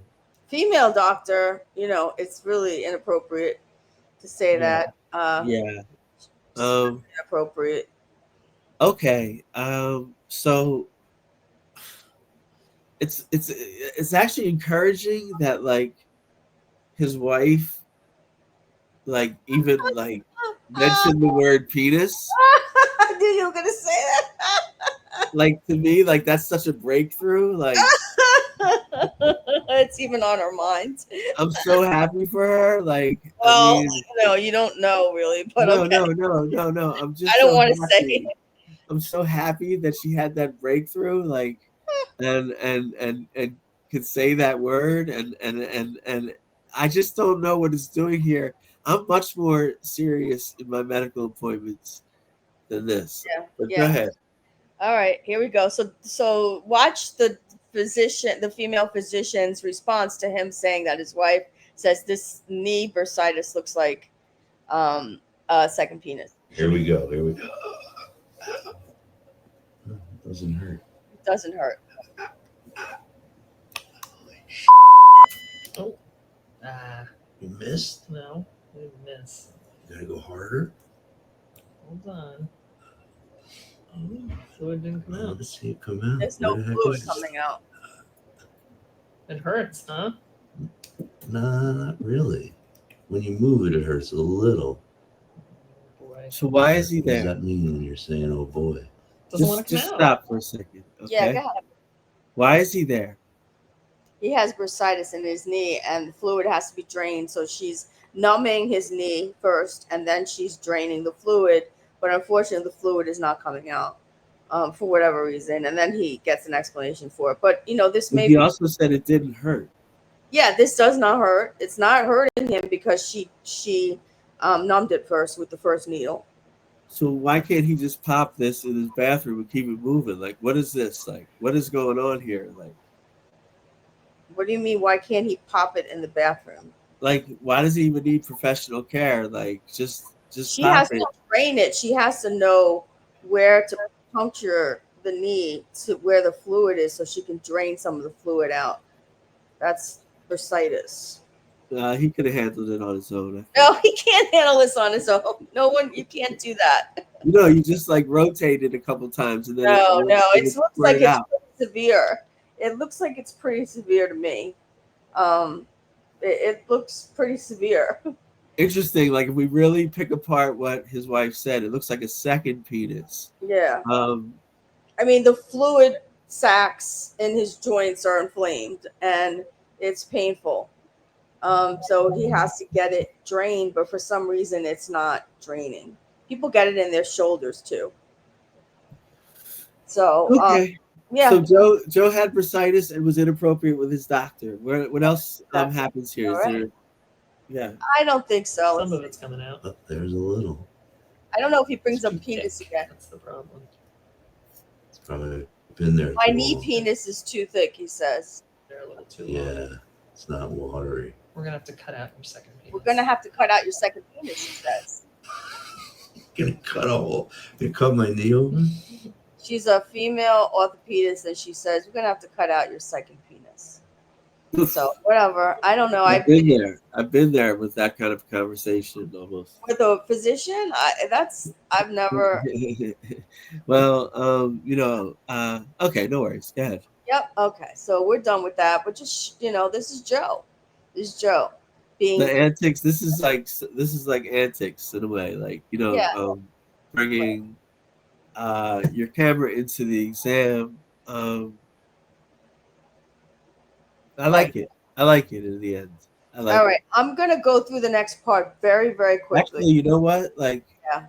Kudos to Joe. That wasn't about sports. Like, kudos. It was originated from sports. I know, but he could have easily like tied it in like with Rocky running or something. Like he could have easily tied it into like Rocky or the Eagles, and he didn't. And I'm proud of him. Good stuff, Joe. All right, so here I'm going to go. I'm not playing any of these. I just really I want you to just see the still images. We're wondering what Joe is doing lately, aside from obsessing with sports and going to Italy and trying to sell tickets for his tour. Joe stopped doing podcasting a while back. I don't know how long it's been, but he finally stopped after trying so many different podcasts with so many different people. And instead, it looks like he hooked up with a number of different people. Some of these folks are just neighborhood people. This woman here sitting is she owns a salon. And the other people are just simply neighborhood people. Some of them he knows, some of them he just, met because they live nearby. And he's doing like these very short reels, very, very brief, just talking about any topic. And one of these gentlemen sitting here was a nude model at Camden County College. And so that's the footage here. I'm not going to play. This is no reason. No, if that's the footage, play it. But it starts becoming about sports and I know. I'm not. I don't even think we should play this. Directions, how to get to like. Yeah, no. The point that I'm trying to show is that Joe is doing all of these things with different people. All of these very quick clips with different people that we've never seen before. She owns a salon, and that's very nice. And he recruited her. She owns a salon in New Jersey. These are other people you see. I mean, we've never seen these people before. They're not comedians, and that's not. He gave up with having comedians on, and he wanted to. This has nothing to do with that. And he wanted to, bring these people in, because they're local people, and everything he's doing right now, for his tour is local. That's the other obsession, is everything is local. So, Joe's bringing in a bunch of people, no longer for full podcasts, but very much so for just these little small reels that he's doing. Here's just another group of people, random group. And I think that this guy, this guy on the right here is a friend of his from way back. And I think this guy introduced him to this person who's over here, who owns a pizzeria that Joe used to frequent. He's the new owner of a pizzeria. So, and some of their names are on, if you look at these, some of their names are on in the hashtags on these, or they're added, not on this particular one. But it just really seems like Joe is just doing these very brief reels with a bunch of very random people. And then, just like with anything else, this was happening in June or July. Just like with anything else, they automatically stop. And he's no longer doing these with people. And I can just pull these up, like, I can pull up 12 more, and I'm not going to do that. But then suddenly he's trying to be like Studs Terkel, like talk to the common working man. Yeah, talk to the locals or something, bring them in, because he's having conversations about South Jersey and Philly. And so who else is going to listen to that? Other comedians aren't going to listen to that. But if you get the locals, they'll be interested in that. And then if they have a personality, they're probably, excited about, getting on behind the camera. Well, I mean, at this point, like, and I see what he's doing, but again, that would be great if he moved into like man on the street for reals. Right. Like, yeah. That would be really cool. Good. Like, hey, just whatever. Again, he's responsible until we're officially asked. He's responsible for coming up with the ideas. And this is, what was your first car growing up, or the questions that he's asking? It's like Admiral Wilson Boulevard in Camden. And he's just talking about that randomly, whatever it is. Well, this is like, he does this when he's out of ideas. Okay. He's out of ideas. He's out of ideas. Right, exactly. During the pandemic, he did this during the pandemic. I don't know if you remember when he would go live and do like trivia contests. Right. And he'd be like, name 3 designers. Yes, yeah, and yeah. He'd be like Versace and Perry Ellis and Polo. Totally out of ideas here. So he's out of ideas. And he doesn't want to commit to another podcast because, that takes a lot of work, and you have to, all right. The person's going to just ditch him. Okay, so here's where we come in. Okay, Joe is out of ideas, and he doesn't want to start another podcast. He doesn't have to. He can come on and be interviewed by us once a month, catch up on his career, analyze his social media with him once a month, and progress this guy back into who has TV credits. People want to work with winners. He is a winner. We're winners. We're going to inspire Joe to new heights, and I'm excited about it. I don't want to get too into it, but the goal here is to repair the friendship with Joe and also help him, give him a nice energy boost, like I do with creative types all the time. Karen Phil fan will tell you. Yes, I work with creative types, and I build all across the world, and it's true for the past 4 or 5 years across the world. And Karen's very respected for the work. And I can do that with him. He just has to let me. Well, he has to. He has to feel comfortable. Joe, you have first off, all the co-hosts that we've had have an open invite to do the show, but just reach out to me so I know you want it. And same with Joe. Joe, I'm not gonna hit you up, but if you want to do the show, I might hit you up a little bit later after we've done some episodes. But if you want to do this show once a month or once every 2 months, just come on in a relaxed atmosphere, and we can be like pro you, man, like help your career and talk about things, stuff you're going through, stuff like that. And it would be the dynamic of you, me, Karen Phil fan, but you and me on screen. And people, that is what will cure what ails the world today. Joe Matarese and Karen from Philly getting along and talking honestly. You have an open invite, bro. Keep going. What do you got next here on the story? Okay, so I'm not going to play these, but I think this is a timely invite because those collabs and those short reels were going on for like maybe June, July, and August, particularly in June and July, with so many different people and none of them were comedians, and that's okay. Whatever, we talked about that already. But now it seems that as of September, all those people are, I don't want to say they're ditched, but we don't see any of them. And now Joe is just doing these like mini reels again. Still no podcast. Yeah, I mean they're Chris Copo, they're Charlie Tuna, whatever. Exactly. And he's just Charlie Steiner. Right. And he's these talking, people just disappear. Right. They have all disappeared. Maybe they're still around and he's taking a break. Hard to What coordinate. happened to Olga? Remember Olga? Yeah, Olga. I don't know. I don't know where these people go. There's no consistency. Right. So we're gonna take away Joe's need to monitor these people and book these people. We'll take care of everything, Joe.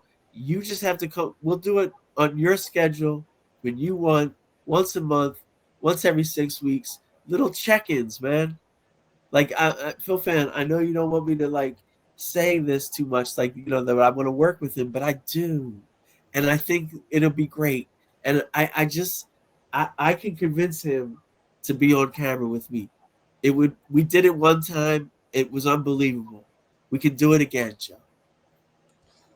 So this invite is very timely for Joe because, as I said, now he's doing these mini reels by himself, and he's actually acting like somebody is sitting across from him, but you never hear a person talking. And he's also, the content of these are like some things that we've heard about 3,000 times, where my 45-minute conversation with Bill Cosby, and then he's announcing his tour dates here, and he hashtagged all these things.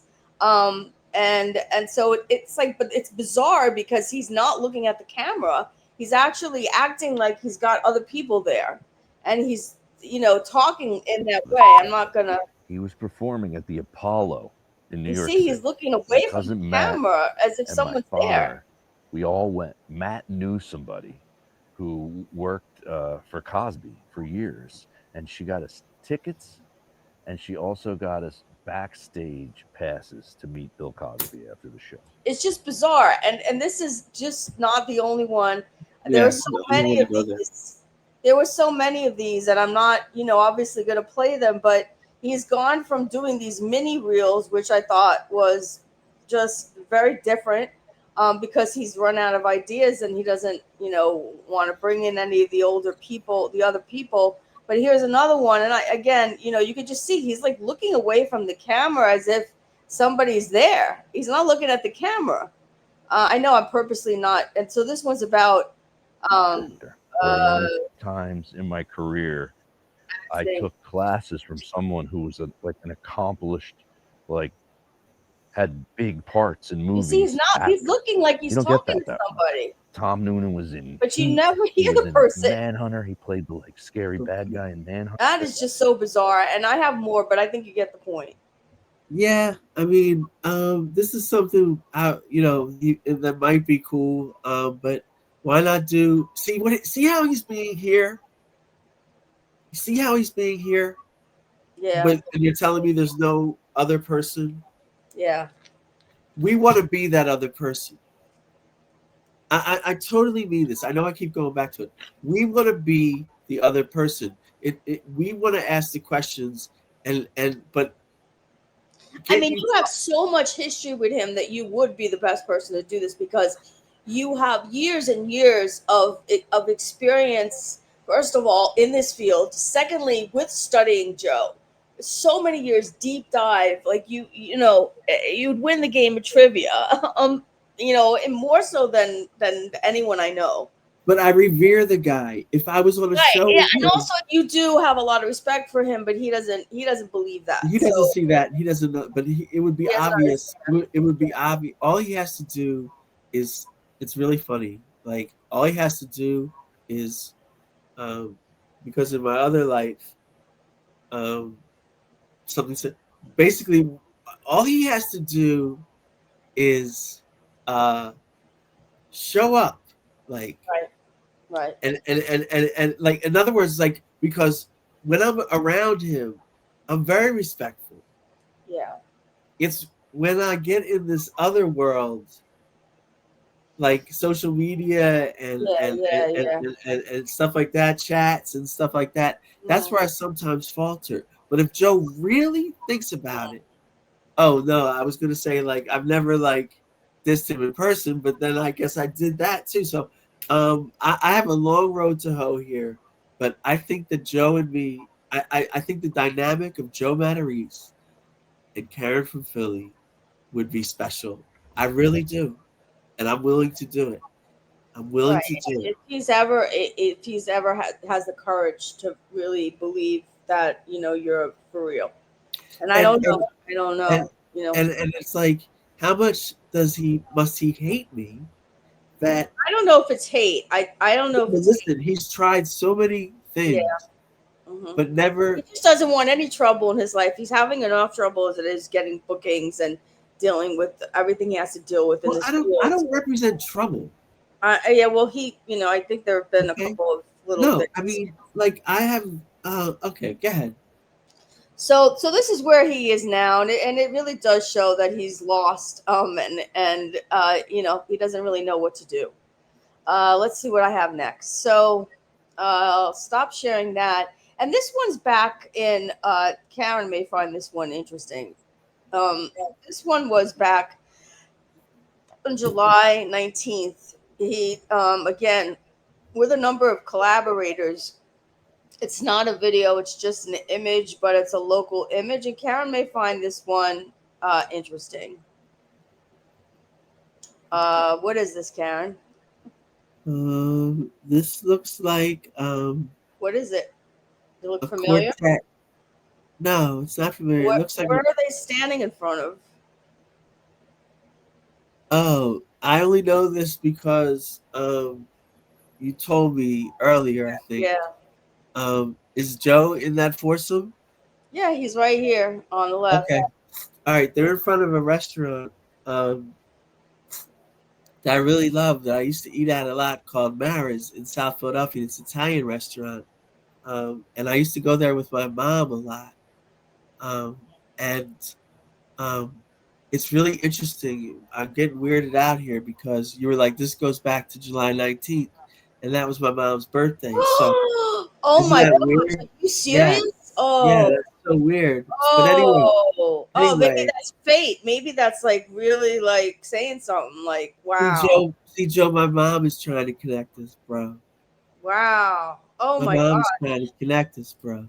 Oh wow. Well, We so went what are there they doing? as well. We Did went they there eat as there? well. Did they eat there? Yeah, so I'll read this to you. Somebody named the Godfather of Meat. I don't know who this person is. He says first comedy show, definitely not the last. I guess it's his first comedy show he's ever gone to. A few weeks back, I caught Joe Matarese and Steve Rinaldi at Punchline Philly for the It's in the Water tour. And man, what a night. The show was hilarious. The energy was real. And afterward, we hit Mara's in South Philly. That's very cool. A spot that's been holding it down for over 90 years. First time walking Passyunk Avenue at night All right, after. hold on. Something doesn't add up here. Yeah. That I was probably already believing the whole thing. I probably have snaps, but something doesn't add up here. Okay. Sorry to do this. Did he say he went to Mara's after the show? This person called the Godfather of Meat said he goes first comedy show, and then after the show was hilarious, the energy was real, and afterward we hit Mara's in South Philly. So how is it daytime I after don't the know. show? That's a really good question. Maybe the show was early, a few weeks ago, so, July. Well, that would lend credence. Punchline Philly, 7 p.m. So it looks like the show could be maybe like on this night. On summertime, it's darker later. Yeah. That makes sense. All right. Okay, all right, I get it a little bit. We apologize, Joe, for that. Something's a little off there, but if they got it's in still late at 9 o'clock, it's light out in July, definitely, without question. I stand corrected. What are Mara's hours? Let's say what time they close. 9:30. Yeah, so I guess that makes sense. If the show ended at 8, they may have hustled over if it's very close by. Is Punchline Philly close to Maris? I don't know. I've been out of comedy so often and so Okay. long now that Okay. like I don't even know where I've never been to Punchline. I haven't. All right. I've really drifted out of the comedy scene. I still love my friends, and a lot of my friends have gone on to really great heights in comedy. So I keep involved in it that way, and I see a lot of comedians on reels, but I don't even know. I don't know. Oh, we said we might show me do comedy near the end. Yeah, we're gonna do So that. cue that up as the out cue of the show. Yeah, I know we have too much in there right now, but we're gonna do that. All right, cool. What's the story with Steve Rinaldi? Do we have any idea who he is? Yeah, I don't know him too well, but he's like a South Philly comic who does a lot of like Italian based like material, either funny or just I don't really know too well, but I think so. Okay. I've heard of him, and he would be like a natural to open up for Joe. I Okay. wonder what happened to Paul Spratt. Paul Spratt used to be Joe's like #1 guy, and I wonder what happened there. I don't know. All right. Well, I think it's time for everybody to wish Joe Matarese a happy birthday. His birthday was a couple of weeks ago on August 31st, and he's 58 years old. And so here it says that he had a wonderful birthday. His wife took him on an overnight golf trip to someplace in Pawling, New York. And then they went for a French dinner. And so here, I don't know if I should show this clip. Should I show the clip, Karen? Yeah. I'm playing 9 holes of golf. And you'll notice here that he makes a joke that like they teamed him up with some cute woman, and meanwhile he's talking about his wife. You know, it's usually. Oh, that's sweet. That's very sweet. Go ahead. In a town I never heard of. I don't know. They just hooked me up with this person. I don't know her, but she's kind of cute, and it's a close match. Her and I. We're on the 9th hole, and oh my God. It's not fair that she gets to hit from closer. I mean, come on. Gave her 10 strokes. I think that's fair. It's pretty close. It is heated. See what she can do up the tee. No pressure. Oh, that's not a good sign. When you get the dirt off the practice swing, and you gotta pretend it didn't happen. Where'd it go? That's a pretty good one. That went about 130 in the air. Good shot. Don't tell my wife about today. Happy birthday to me. I thought she looked great. She looked great. So and it was, I guess, a birthday gift to him that she, appeared on camera, because I don't think she likes to do that, understandably. So No, that's how, she was like fun and sporty and dressed like. When I was presenting as a guy and on the dating scene, I would love when like chicks were like dressed down, like in their sweats or whatever, a tank top. The way she was dressed was very cool. Like it was like laid back and like they were just having fun. And I like to see that. Like she looked real happy and she looked really good. Like. And it's good to see. So happy birthday, Joe. And then moving on from what we were saying before in terms of him collaborating with just local people for short reels, and then now doing it by himself, let's take a look at what he's been doing on stage for perhaps his tour. This is, I think, a very recent post from last week. And he entitled it "A Funny Stage Mishap from This Weekend."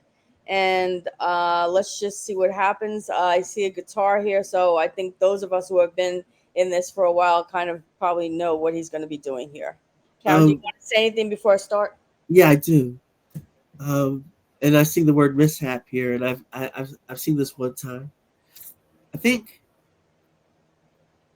what I would like to do in this episode to close is play some. If this is possible, when this is over, our out cue should be play some of Joe's current comedy. Okay. Yeah, well, that's okay. So maybe I'll leave this at the end. No. I play this, but we want to give him a fair shot to have a good clip of his current comedy on there. Okay. Then also play my comedy. Yeah. Okay. And not so it's not a competition. We just show that we do have a connection. Right. Yeah. Yeah. Understandably. Yeah. I can do this with him. Mm-hmm. You know, like I can work with him. Like, so what I want to do is I want to see where he's at in this show that folks can see like an example of his current comedy, and then you go out with a little bit of mine. Okay. Okay. But do your stories though still. So here, let's find out what he's been doing on stage recently. This doesn't really look like a comedy scene here. Let's find out what he's doing, and some of us, can already predict. This will work too, right? I don't know how to work it that well. I don't know how to work it that well. Do a little sound check. Let's see. Ooh, yeah, you got to take the pick out of the string. The guitar shop told me that. Yeah, so he's trying to, he's making some mistakes with the guitar. I mean, he's handled the guitar before, but certainly not an expert. But got to take the pick out and then trying to cover up for it, not look stupid, and making a joke about it, which is an okay way of handling that, understandably, in front of a crowd. Yeah, and I also don't understand something. Maybe I don't know too much about instruments, but I don't know what the problem is there. It looks like a wooden guitar, so I think you just play it. I'm not sure, but go ahead. Well, so here's what's happening. He could just play it, but they won't hear it really too loudly. So he has to connect a wire to the bottom of it. The other opposite side of the wire has to go into some kind of speaker. And so that's what he's doing. He took the pick out so he can play it. And then he's sticking a wire in there, but then someone had to stick that wire into a speaker. This is a stand-up comic should not be doing this on stage. Right, exactly right. And it seems like he didn't prepare for this either, because it doesn't go well because it says it's a mishap. So and he calls it a funny stage mishap. He's laughing at himself. So hashtag Eagles. Yeah. So here we go. At least he's not dressed in. I mean, I like the way he's dressed here. I do too. Yep. Here we go. Can you hear it? It's coming out of there. No,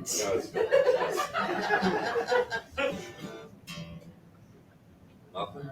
Is the wire going to anything? Is the wire going to anything? No. So, he plugs it into the thing, but it obviously has to go into a speaker. And someone answered him, no, it's not going into anything. And of course, that's where, it kind of, the mishap occurred. But now watch what he says after that. He goes back. Listen to what I have to say here. Yeah, go ahead. There's people in the audience. It could be somebody from the network there. Like, what is going on? I don't know why he did this. Okay, go ahead. Also, there's this laugh track on this that's suspicious, suspect or whatever. All right, go ahead. Because it doesn't seem to match like what's happening, and I've always felt that he edits these and puts in laugh tracks. And I could be wrong, Joe. I'm sorry if you really don't do that. I apologize, but I feel like you do that because you have so much kind of pressure to sound like you're, successful, and it's hard out there. And I know Karen disagrees, but that's how I feel. So, Karen says, it's not so hard, but all right. So let's see what he says now. He, okay, he's so far handling it okay, making a joke about it, but now he takes it out on the people and the venue. Listen closely. I don't think people would be laughing that much at something like that, but okay. No, yeah, like that. Okay. This is wrong. Okay, but go ahead. Sometimes when you allow yourself to be the joke's on you. Yeah, they could be, and maybe they really liked him. People who are mean at heart, like they love when somebody falls or slips or something doesn't work. I was never like that. But go ahead. Did you shove this in your ass? What happened? Shove this in your ass. Okay, what happened? Now listen to what he says. I heard about this club. That's why the crowd's so happy. They had a wire up their ass. Amazing. So that was it. I heard about this club. Everyone has a wire up their ass, and that's why everybody's happy. And Very lowbrow. I'd like to see Joe do better. yeah, and I don't, I'm not too sure of that laughter. I mean, it could be. It's possible. Just a little. If I'm just coming on and I don't know anything, I'm gonna go lose the guitar. Yeah. And lose the rectal humor and he's still looking for his moment. He doesn't feel like he's getting it enough with his comedy. Unfortunately, he doesn't feel like he's getting that star moment with his comedy and reaction from the audience. So sometimes he does bring up a guitar and start to do that, and hopefully, maybe he's wishing that he has a special moment where suddenly becomes a superstar, as if he's on American Idol. I'll tell Joe how to process this. Okay, like if you really want to know what I do, Joe, we got to get your writing together and your stage act together. But I think one way that you can relax, man, is to get away from everybody and just go perform at some open mics, music open mics, and or maybe do a little bit of storytelling. Go somewhere where you can work on this. Don't sort of subject everybody to it on stage, in that world. Right. Come help yourself individually. Get away from everybody for a little bit. Maybe it's open from 7 to 9, a coffee house or something. Mm-hmm. Okay, you'll be home early. It's local. You just go there, maybe, or at a bar and have one beer. Strum your guitar, man, and away from this, and that'll help your mental psyche, bro. And then your comedy will be great. You won't have to be up there floundering on stage. Is this going into here? Is that going to there? Which fed into lowbrow humor. No, man. We got you, bro. All right, go ahead. So the next clip I have is from current comedy, and I want to save that to the end, as you said. In which he's showing what he's doing now in comedy. Well, why don't we? How many more stories do you have?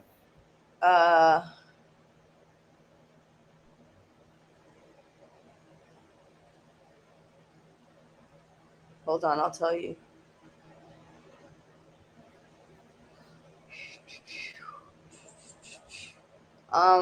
Maybe approximately 2 or 3. All right. Go ahead. Keep plowing away, and we'll end as you suggest. Okay. So, skipping this. So let me just go here now. Okay. So, as we've mentioned many times, Joe is in the middle of his It's in the Water tour, and has some dates in December and throughout the beginning of next year so far. And one of the dates that is occurring, I think, in December 27th is at the Scottish Rite Auditorium, and that's a pretty big auditorium. I think there's 1,000 seats. Oh, I know what I wanted to say. Yeah, go ahead. Back to that photo at Mar. You don't have to go back. Yeah. Back to the photo at Maris, and I was like, it's daytime. Still, something you said earlier, it piggybacks off that. Something you said about him having to use alternative times and stuff. Mm-hmm. There's something about that show at Punchline at 7 on a Sunday, was it? Yeah. I'll look it up. It was July 19th, so let me see what date that was. I can look that up easily. I'll give it to you in 2 seconds. Sunday at 7. Well, we took what happened was that post was posted maybe on a Saturday, and then it said tomorrow, July 20th, 7 p.m. So I just assumed that the Saturday show was that time. But let me. So Saturday is July 19th. So let me just look up Punchline and find out what was happening on that day while you continue to talk about this image. I think when I first showed you this image, just the image itself and his face, you had something to say about that. Well, I mean, I wanted to know why his face was distorted, and the issue was raised that it was possibly AI. I mean, I think he's pulling that face to be funny, really? I think he's pulling that face to be. Maybe he thinks that's how people from South Jersey look, and it's kind of like the same face that he was given when Dina Blizzard said he had a nice jawline. So maybe he's trying to show his jawline. Okay. Well, uh, this particular show is sponsored, right? Yeah, so that's one main of the reasons that I'm showing this. This is a 1,000 plus seat theater, and he has now has to sell tickets, and it's very hard to sell tickets these days. So he looks like, from the first time that at least I've ever noticed, he may have been sponsored by like some barbecue sauce thing in the No, past. he was sponsored by barbecue sauce, and then another time he was sponsored by a beer for like a New Year's show or something, and like we had to, like, he was telling us, like, I didn't go to that show, but he was telling us like to buy that beer, like he got some cut of the alcohol or something. Okay. But So that show, I don't think that show ever manifested or something. okay, yeah, I think I remember something like that. So here we have, it seems like Ginger Ale Dispensary is sponsoring Joe's Scottish Rite Auditorium show. Well, that's cool. Like, I'm Right. not gonna always look for the diss in something. I'm happy he has a sponsor, regardless of the nature of the business. A sponsor trumps all. And apparently if I looked deeper into this, the Ginger Ale Dispensary is brand new, and it's around the corner, I think, from the Scottish Rite. I think I heard him say that. And Joe must have been walking around maybe in the neighborhood. I don't know necessarily that he knew the owner, but I think he may have been walking around the neighborhood of the Scottish Rite looking for a sponsor, because it's hard to sell these tickets, and a lot is at stake here. So I have a video that I'm going to show everybody now of when Joe met the owner of the Ginger Ale Dispensary. This was back in May. So let's take a look at this. This is a little irregular, but go ahead. Okay.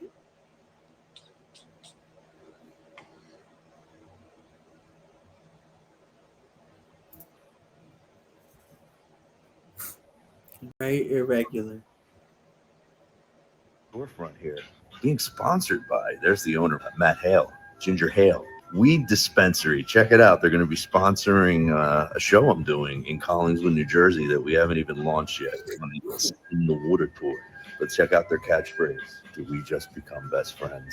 Is that how you feel when you? Is that what happens? Is that what happens? That's the point. That's the point. If we become best friends. Come by and see us. We'll become best friends. Yes, come by this store. What's the exact address? Where are we? 814 White Horse Pike in Oakland, New Jersey. Oakland, New Jersey. Oakland, you heard it. Oakland, South Jersey people. We're on the Pike, right? On the Pike. We're on the Pike. This is the Pike, dude. The show I'm doing is going to be around the block, and they're going to be sponsoring it on December 27th. I really like this catchphrase. I'm going to go watch Step Brothers when I get home. Did we just become best friends? Yup. Do you want to go do karate in the garage? Yup. Hey guys, how are you? So he's being sponsored. I'm wondering if some people will be upset by that. I think there are people of all different ages. No, it's that may either be for or against this. It's fine. He's just being sponsored. It's a it's a legal business in that state. He's being sponsored by them. Sometimes people really look at those things and they refuse to like go to it because they don't like the sponsorship. But I can't predict that. We don't know. But maybe then he'll blame it on that if he doesn't sell. I don't know. No, I'm happy that he has. Great. I'm happy that he has a sponsor. Great. And we wish him good luck with that show. Yeah. Let's see what else I have here. And as everybody knows, Ozzy Osbourne passed away this past summer, and Joe posted this album that he said he had from way back, and he wrote, or at least he shared this summary with this album. And we were reading the summary, which I can read part of it to you or not. Karen, it's up to you. Do you want to say something first before, or give this some There's direction? no way he wrote it. So, Yeah. But I don't know that I don't want to always gotcha this guy. But go Yeah, ahead. I know. What is Maybe the he name of did write it, and he worked real hard on it, and he's getting better. Okay, cool. Let's do that. But read some of it and let them. Okay. Yeah. Yeah, this is written so beautifully that we, was like, wait a second, Joe, like, wow.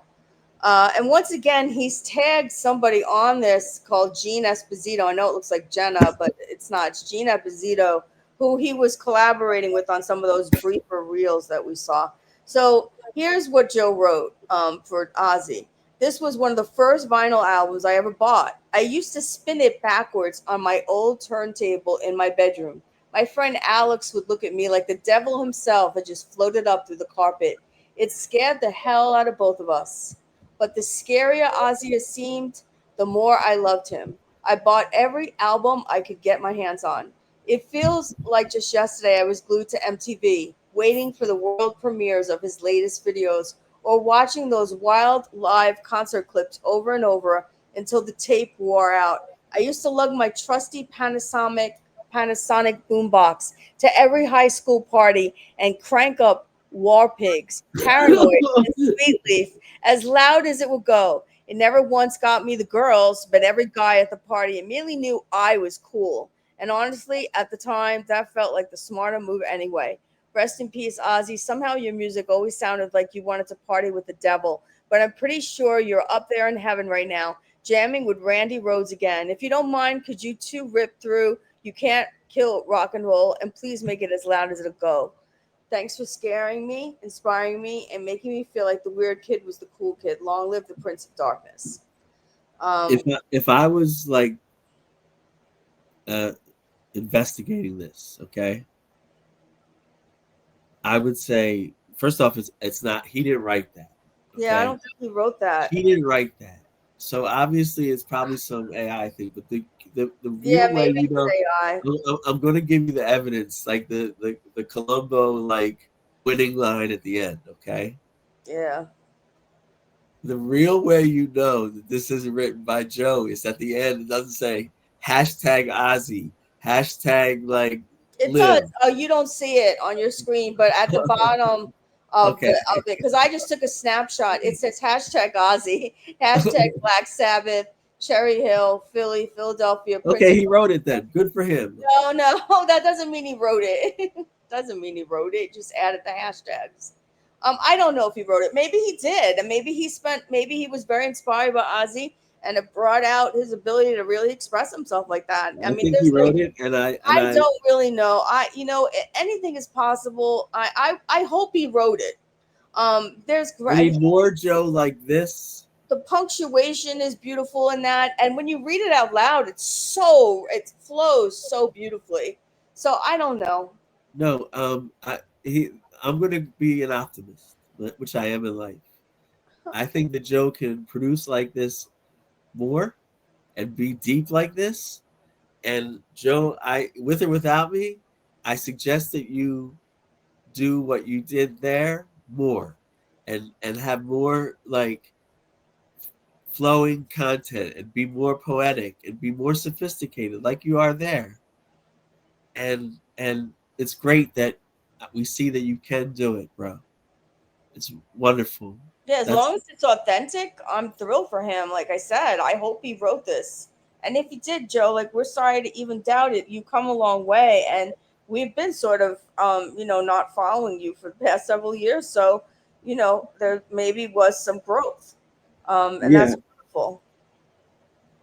And I don't follow you now either. I just watch a lot of stuff like mostly on the show. So I'm not like obsessed with you, Joe, but I really care about you and I want to work with you again. But go ahead. I know I'm saying that too much, but go ahead. You got one more and then the comedy, or Yeah. So let's see what else I have. is it a winning one? Like we're gonna do it anyway, but Okay, hold on. Well, yeah, this is interesting. pound it out. Let's go. This is interesting. So apparently, I'm not going to read this entire thing. This is from No, very Joe's good, very Facebook. good. I'm glad you did This this. is from Yeah. Joe's Facebook, and it is in response to somebody who was just talking to him about local scene, as he's always so focused now on Southern New Jersey. And the guy sits, telling him to go to Hayden Avenue and go to the breadboard. And then Joe responds with something that was very surprising because he hasn't mentioned this anywhere else. And this was this was like last week. I'll be there weekly soon, meaning South Jersey. I'll be on the new daily late night talk show at 11 p.m. on Fox 29 once a week. It's called The Mike Show. So I asked Karen, is there, a daily talk show? I mean, I guess it's new, but would you know who this person Mike is? Karen had no idea, and then we had to start That's Googling. not true. That's not true. That's not true. You didn't know who Mike was in general until I gave you the last name. You didn't. Oh, okay. All right. That's all Well, I meant. I mean, Then when I gave you the last name, of course you knew. But I couldn't give you the last name until I went in and tried to figure out who this could possibly be. So now let me just. do I have a boogie coming out of my nose? That would be I like don't really see it. that would be like something for a reel. Go ahead. So it turns out that Mike Jarek, and I think this gentleman's 75 years old. God bless him for working so late into life. And this isn't his only, job. He's also been sitting. He's been, I think, doing the morning show in Philly on Fox. And he's still keeping that. He's still continuing to do that.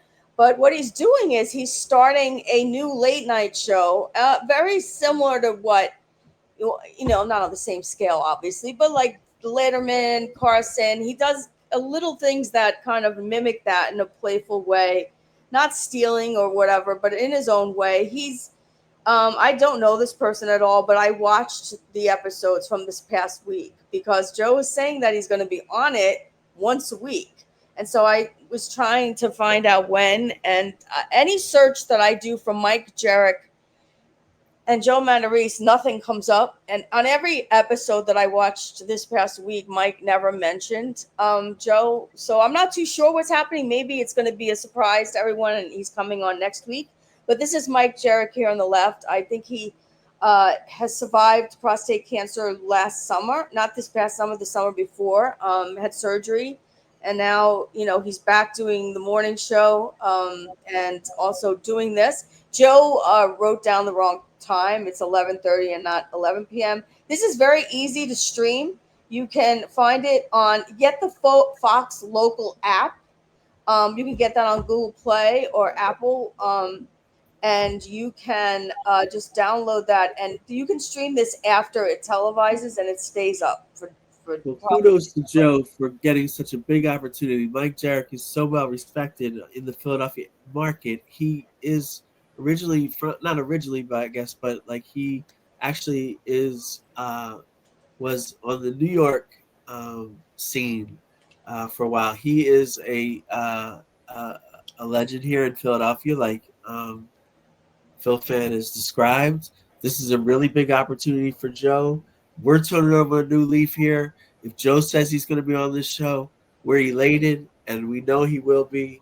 And we'll be keeping an eye out for his appearances on there. And Joe, any help you need for your appearances, or what's the format of the show? That whole thing. Tackle this, and we wish you the best success on the new local late night show on the Fox affiliate in Philadelphia, The Mike Show. Yeah, that would be fabulous. So I will keep tuning in and seeing if they mention Joe, and I'll keep everybody posted. We look forward to seing Joe on this. This is really big for Joe. He needs this. Like, we need this big time. It's a cute show. Mike is very endearing, and I like this other person who's his sidekick. His name is Vince. He's the executive director of Fox 29. Let me just give a warning to Joe here. Joe, it's up to you, man. You are the steward of your own career. It's up to you.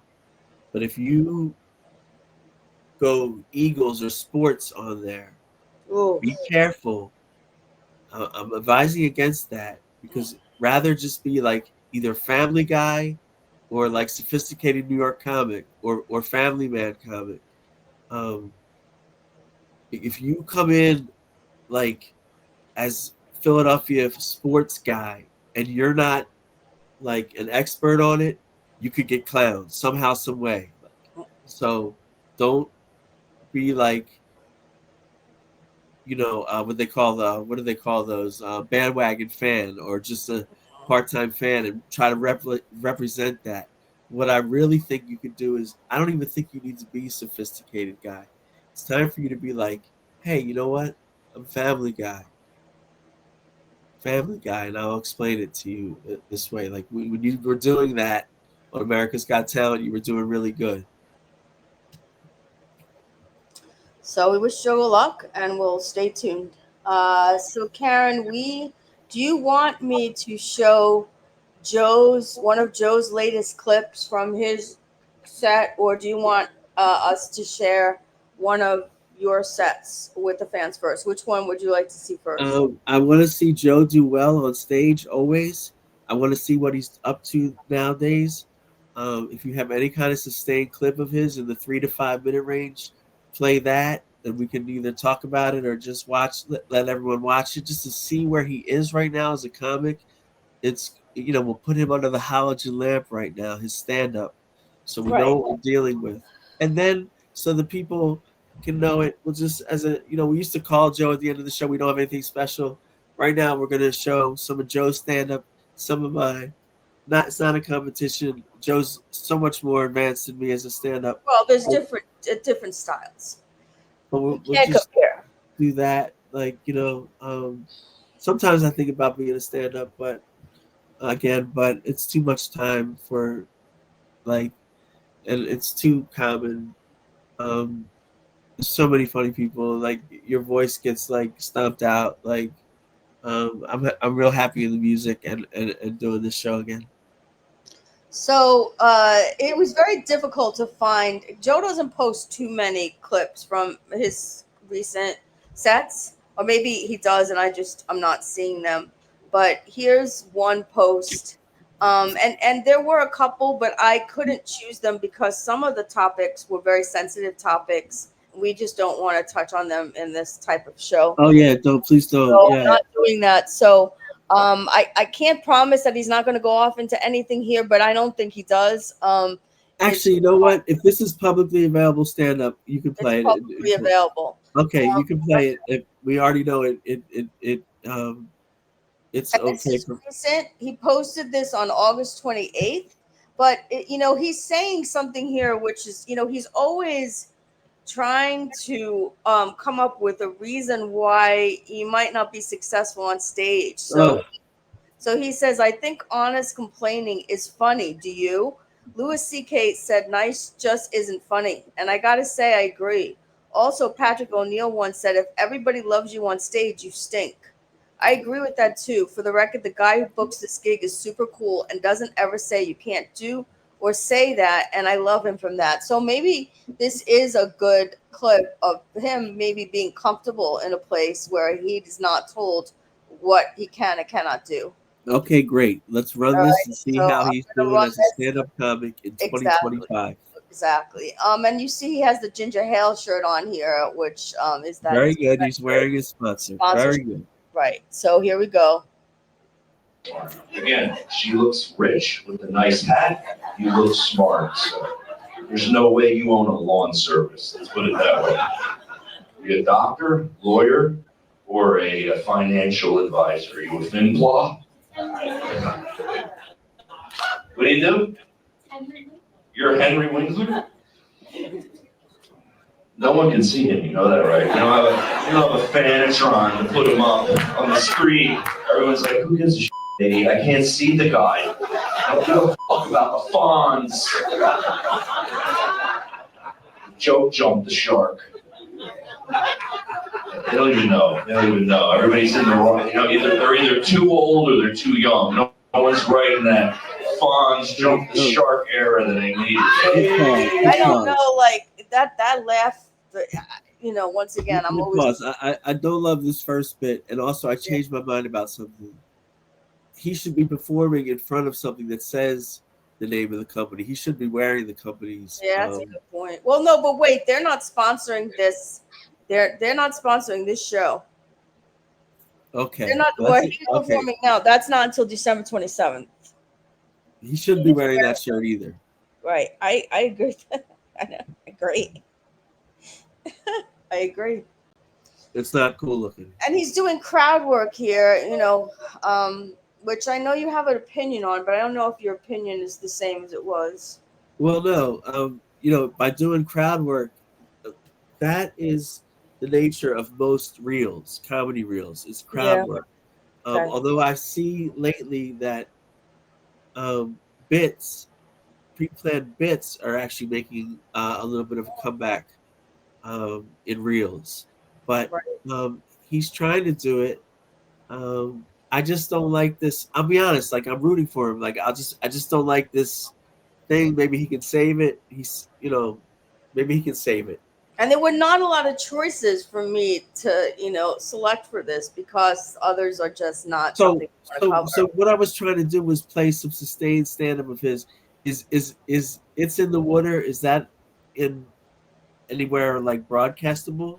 So let me do a very quick look to see if there's other choice. There are other choices here. Like, is it on like, you know?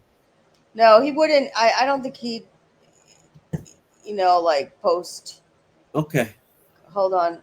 You know, there's like I said, some of this is very sensitive. Okay, I don't we'll forget it then. That. So there's two things here. We'll see if he gets out of the bit we were watching. Okay. I thought the reference to jumping the shark was actually really smart. If you know, like the history there of that quotation or that reference, pop culture reference, to tie it into Henry Winkler like that, real fast, and also be using it in a sentence separately, was pretty smart of Joe. But what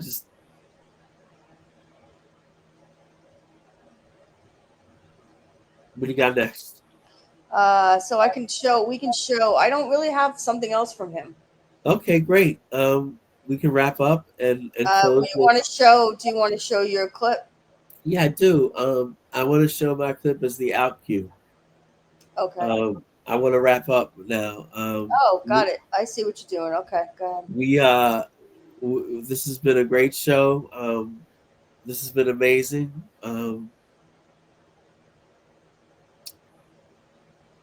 I don't take doing this lightly. I'm here for the connection I have with you guys, and try to bring joy into your life. Try to bring joy into Joe's life. That's what I want to do. I want to repair things with Joe Matarese somehow, some way. Maybe he can tell by my approach in this episode that I have a good heart. I would be so respectful if I shared a screen with Joe, and we could do it the same way. We don't have to be in the same room and all that. Joe, I revere you actually, and I wanna if we and I respect you. So that would be like pretty big if you came on the show. Let's start with that.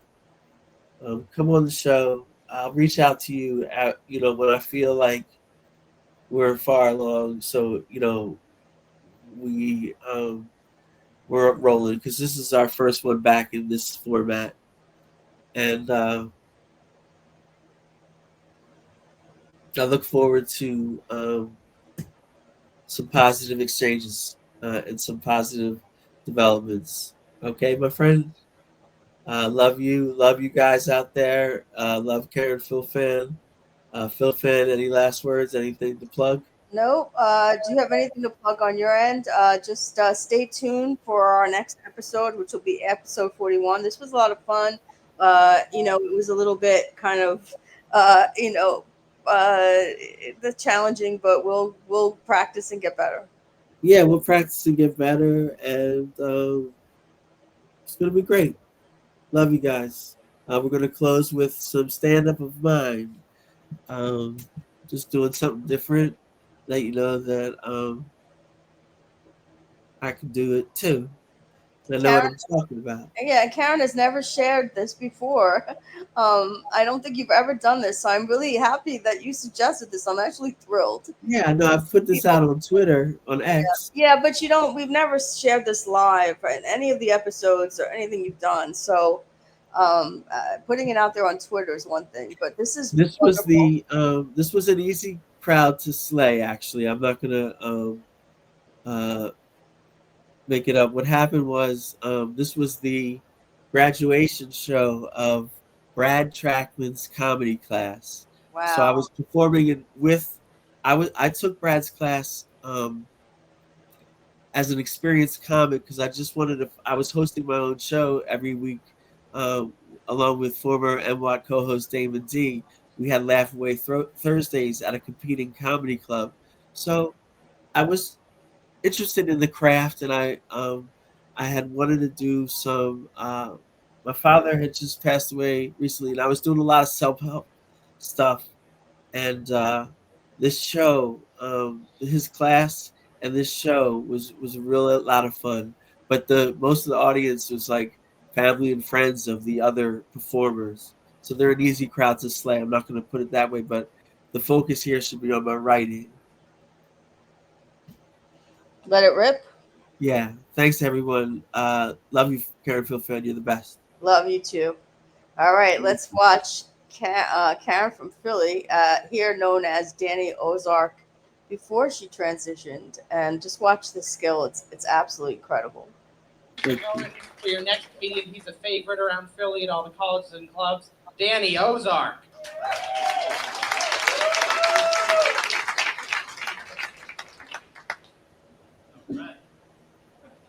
Awesome to be here. Give yourselves a round of applause. Come on, it's an exciting day. I just did a show in Miami, and down there at the airport, they have the full body scan, which is an MRI of your nude body. A lot of people don't like that because they feel like the people from TSA will make fun of them. It's an invasion of privacy. I didn't find that to be the case at all, up to including when it was over. I was walking away, and the guy from TSA was like, "Excuse me, miss, you forgot your luggage." So, I don't know. Happens. Madonna has a kid's book out now, and it's actually her 6th. At this point, I think she's running out of ideas. Now she's just putting her spin on some popular children's tales of the past.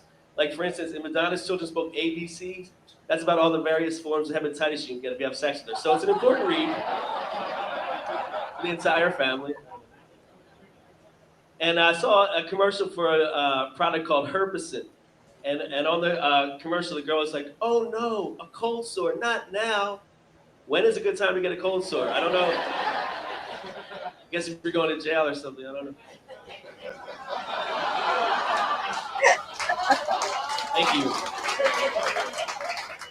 Every Sunday I like to read the New York Times, but it's a little too big. I'm sort of like a slow reader, so it takes me more time. Monica Lewinsky, what a whore, huh?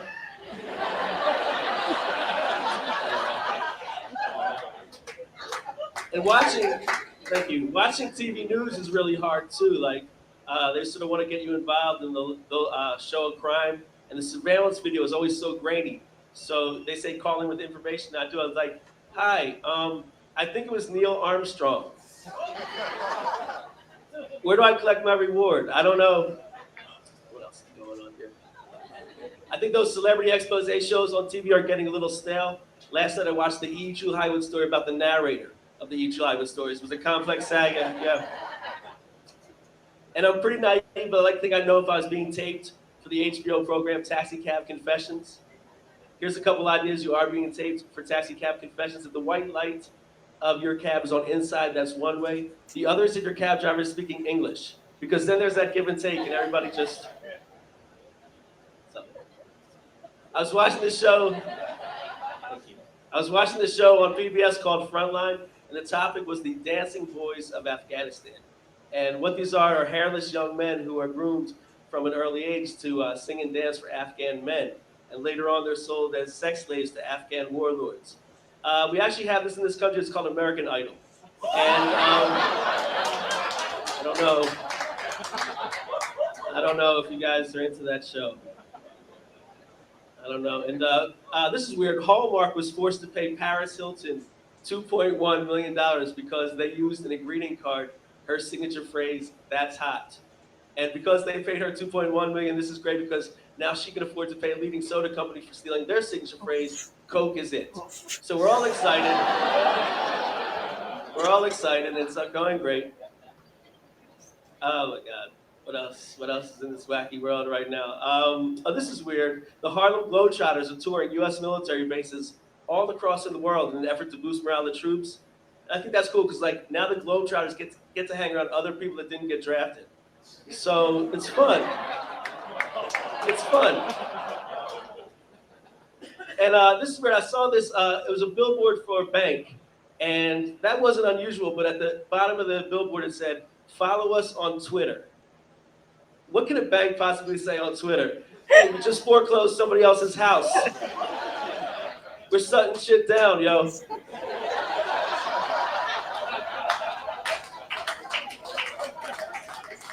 # winning. Thanks a lot, you guys. Been a great crowd.